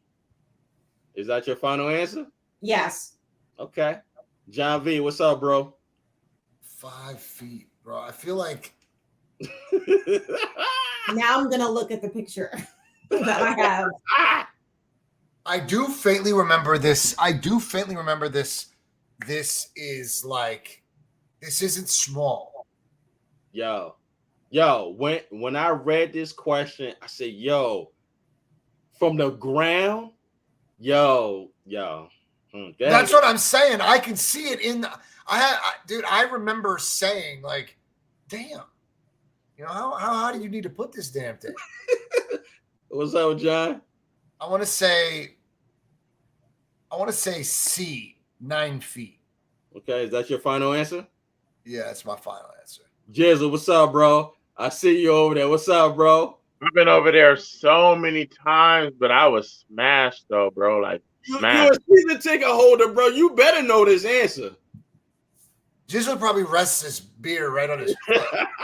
It's up to me because nothing looks tall to me, man. I'm 6'5", you know. 6'5", right? He's 6'5". So I'm gonna go B, bro. You were 6'4". Yo, In 30 seconds, though. You forgot about that. I thought we already discussed, you know. yeah, we did discuss it. Yeah, I always said 6'4" in 30 seconds. Come on. Okay. I'm going. I'm going 7 feet. I'm going 7 feet. Okay, that's your final answer? Yes. General manager, what's up, bro? I'm going C. Is that your final answer? Yes, sir. All right. Cool. Guess what? Y'all all wrong. Woo! What? 11. The answer is D, 11 feet. Yo, I was Lord, I gotta go see that shit again. Yo, I was bugging out, yo. 11 feet. Come on. Yo, 11 feet. There's Jess, no is way. that you? Is that you there? Yo, I got the Yeah. No, I swear to God, I can't. It doesn't feel like that could be right, bro. Yo, you can Google it. It's 11 feet. Yeah, but Jess's head looks like she's right under his shins. Yeah, look at that. 11 No, feet. because I've been around it enough to know it didn't feel like 11 feet. Like I'm looking up. I never felt like I was looking up like that, bro. And I'm, 11 you know, feet. I'm 6'5" and 30 seconds, but like, There's bro, no way. Google it. I'm doing it right It's now. wrong. In that picture of Jess, it looks. Jess, how tall are you? I'm like 5'10". Yeah.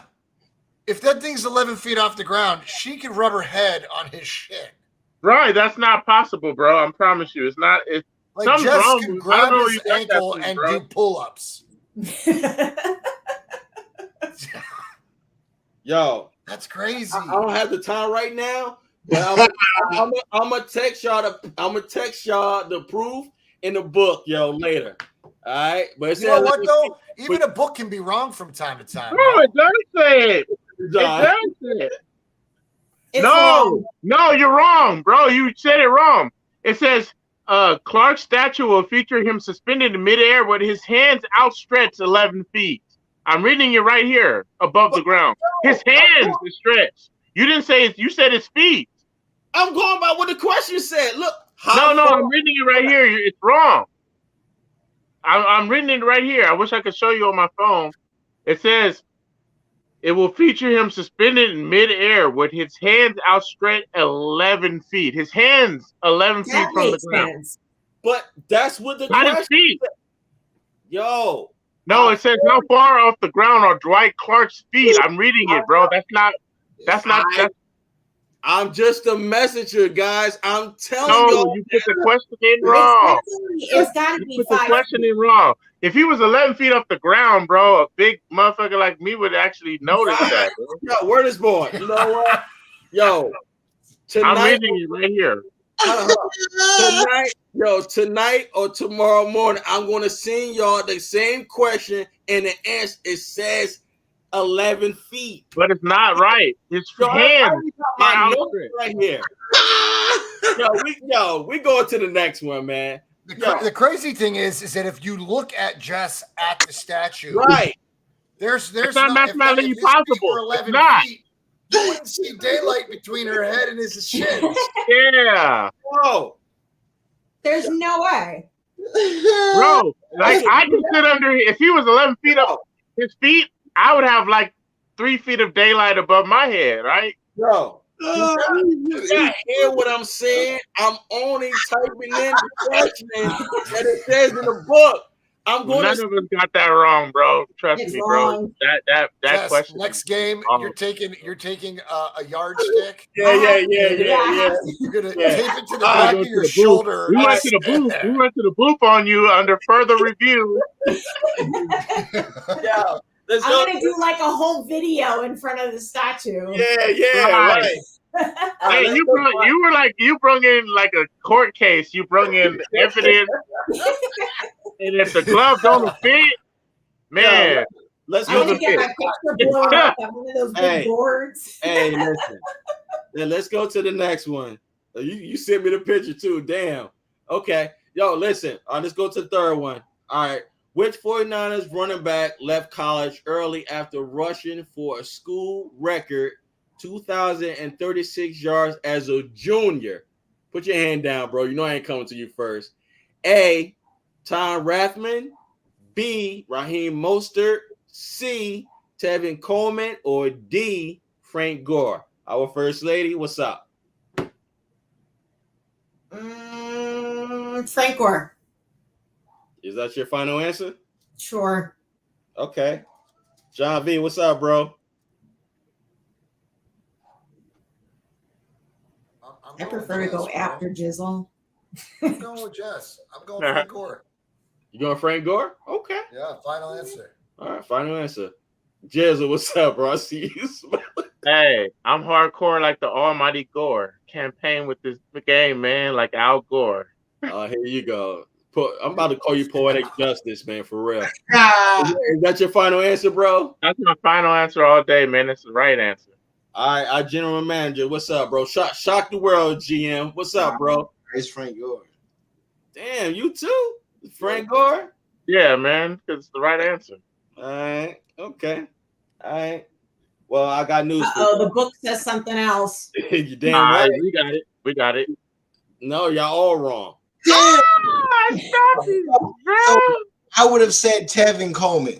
And it is Tevin Coleman. Man, I knew it. Said it then. Oh, shit, bro. Yo, man, y'all gonna have me look for that damn question, yo. You're telling me that Jess can jump and grab onto 11 foot off the ground and dunk on a 10-foot hit. Wait, so you trying to tell me Gore, who beat out Willis McGahee and Clinton Portis, ain't the one? Well, But this is in school. This is in college. I know. I'm talking college too. He beat out Willis McGahee and Clinton Portis, 2 superstars. Come on. That's for a year. That's for a year. Wasn't Gore a senior? No, he left after a junior. Oh. He tore both his knees up in sophomore year. Yeah. And they should have been out. And then nobody thought he could beat Willis McGahee or Clinton Portis. And he ended up taking more carries than both of them. That's how he ended up getting them in the 3rd round. Facts. Damn. All right. Man. Okay. What the hell happened to McGahee? Did he blow his knee out? Oh, yeah, he did too. But he did his in the pros when he played. Remember that nasty? Oh. Yeah, that's what was making me think about it. It was like, I get queasy thinking about that. I didn't want to see that, bro. This whole shit got blew back. Ugh. They ran Willis McGahee into the ground in Buffalo. They did though.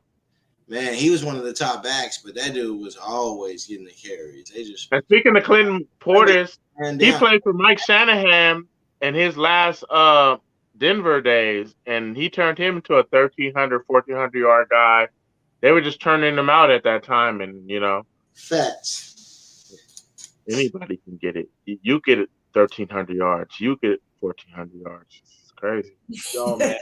Yo, I'm telling you, tomorrow morning, yo, I'm going to send y'all the question so y'all know. It's wrong anyways. It's not 11 feet up in the air, I promise you. Oh, bro. Hey, and y'all might be right, man. Y'all might be right. No, I'm 100% right.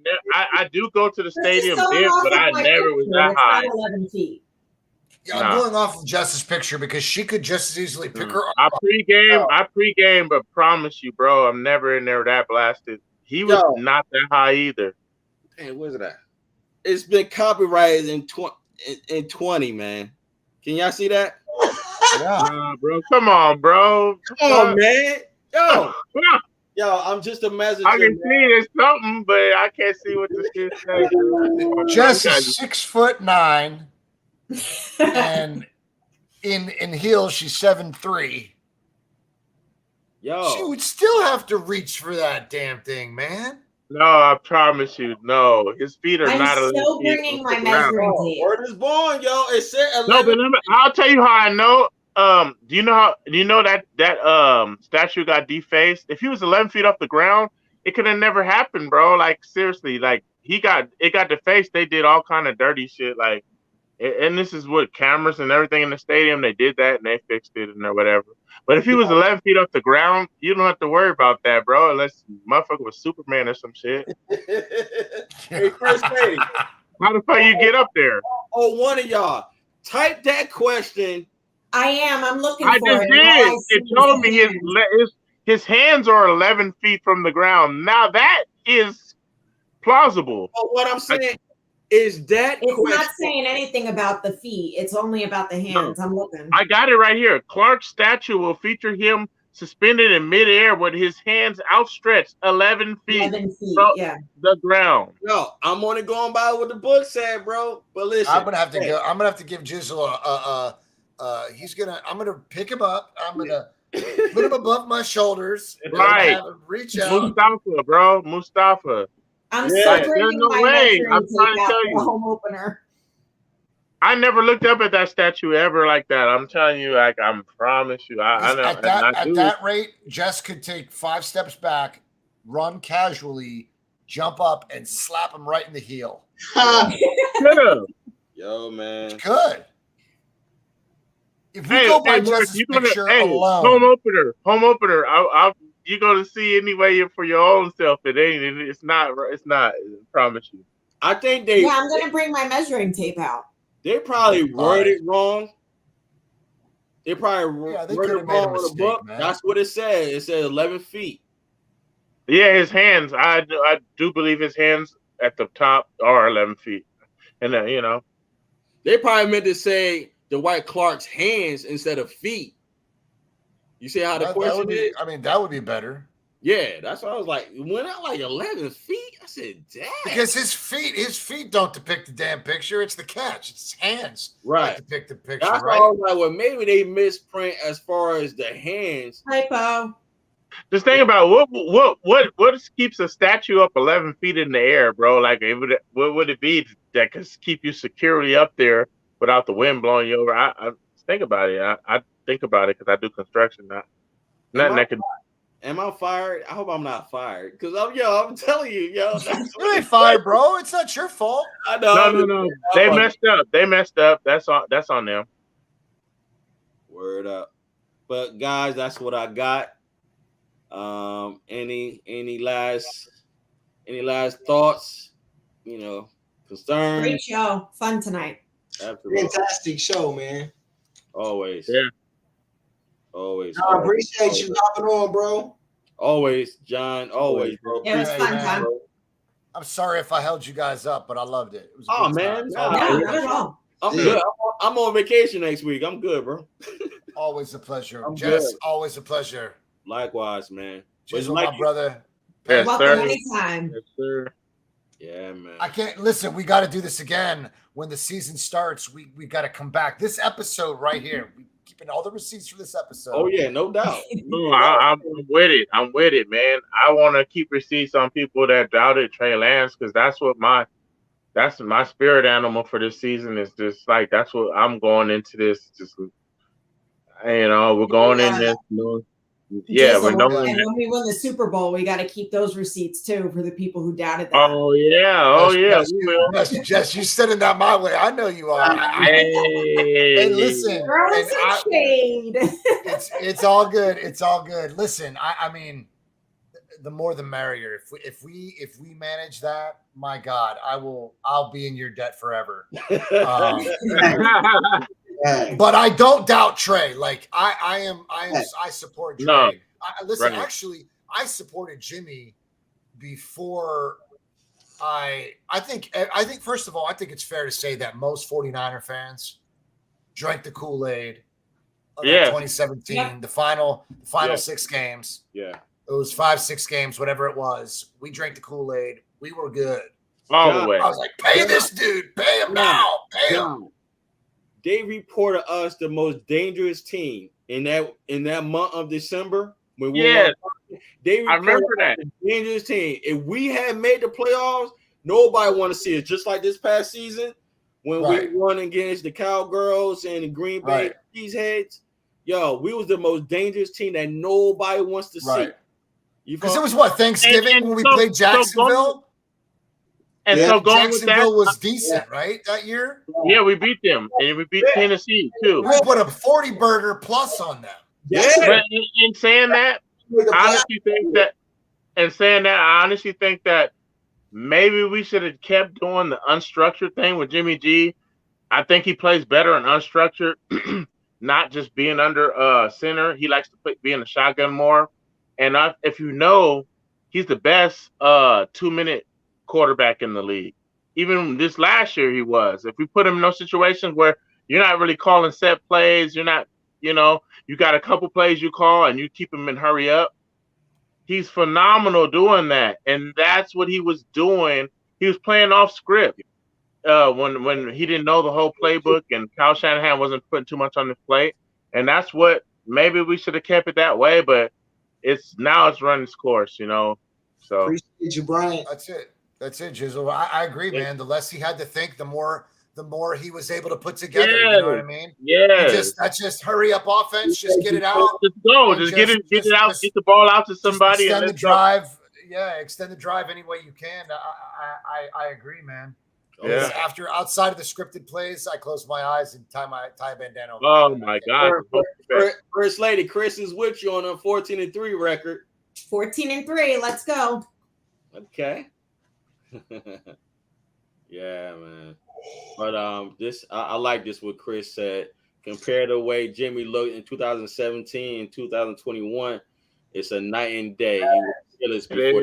It is. We mentioned that last Wednesday. Yep. I've always mentioned it, and it's like He was a different player before the ACL. Yeah, he didn't have to do anything. He was running a cupcake vanilla offensive playbook. They were just mocking a little bit of what was going on in New England for him here, and he didn't really have to put much together, right? It was a whole. It did, like you said, it looked like a New England offense versus Kyle Shanahan's offense. It was a real vanilla type. Yeah, We know you don't know this playbook yet, so go out there, roll out. Yeah, He was just rolling out and making throws. After a while, how long? But we gotta remember too, after that 2017 season, Jimmy G sat with Mike Shanahan and went over the playbook. Yep. So we can't just say that, I'm not saying y'all said it, but we cannot think that Jimmy was held back. He wasn't held back. He was dealt with a difficult playing hand. And, yo, man, we know how Kyle Shanahan. really. Because after that mark, they said that Jimmy G wasn't grasping the playbook. Even after he did that with Mike Shanahan, they were saying he wasn't grasping the playbook. I didn't believe it. I was like, nah, he's a smart guy. What are we talking about here? But it was only like 65-70% of the playbook. Yeah, they said he was having trouble grasping the whole playbook, and I didn't believe it. I'm like, he come from the Patriots. That has to be complicated or just I think complicated. I think they lied about him grasping the playbook. I think he had just really been there, you know what I'm saying, not very long. And Kyle Shanahan's system's the hardest to learn in football. And so it just they could do what they could do with They said the same thing about Belichick's system. It's a lot of option routes for receivers too. Exactly. Yeah, but I mean, in New England, you're holding the fucking clipboard. You're just standing there, making sure that Tom is. And you has warm hands. His coffee's warm. And you cut your sleeves off. This is hot. Yeah, I know, but send Jimmy to Jacksonville. Let him brush Trevor's hair, and we'll be good. Oh man. No. Send him to Jacksonville. Yeah, Trevor Lawrence's hair, like that surfer Yeah, hair. let him brush into brush Trevor's hair, braid it a couple of times, and call it a damn day. It's just I think it was complex, and Jimmy just couldn't make all the throws. Facts. That's why Josh Allen has been so. Josh Allen is such an electric player because He's a freak. he simply can make all the throws on the field. Yeah. It took 3 years, right? It took him 3 years though. Well, I mean, they criticized Josh Allen. Yeah, they did. It took him 1 year before he showed the flashes. Facts. It took him 1 year. He showed the flashes after that He's first from year. Wyoming too, right? Yes. Yeah. I actually don't remember where the hell he's from. No, he's Wyoming. He's Wyoming. Yeah, Yeah. it's Wyoming. He came from Wyoming, so it took us. Yeah. It's crazy. It's crazy. I'm ecstatic, man. Every time we do a show, you guys get me pumped up. Appreciate it, It's man. that positivity. Likewise. Faithful Huddle, our 50 viewers, thank you, each and every one of you. God bless you. John V, love you, bro. Love your energy. Always a pleasure. Jess, always a pleasure to share the floor with you. All of you guys, Prez, Jizzle, and finally Mark, my man. Always a pleasure, brother. Always a pleasure. No doubt, bro. Always. Listen, man, you're always welcome, man. You always welcome. Thank you. I appreciate you. On the DMs, I'm gonna slide you my cell number, bro. You call me anytime. I work from home, bro. Honestly, this is my office anyway. But it's a nice office. Thank you, bro. This is my living room. I took it over and told the whole family, stay the hell away from me.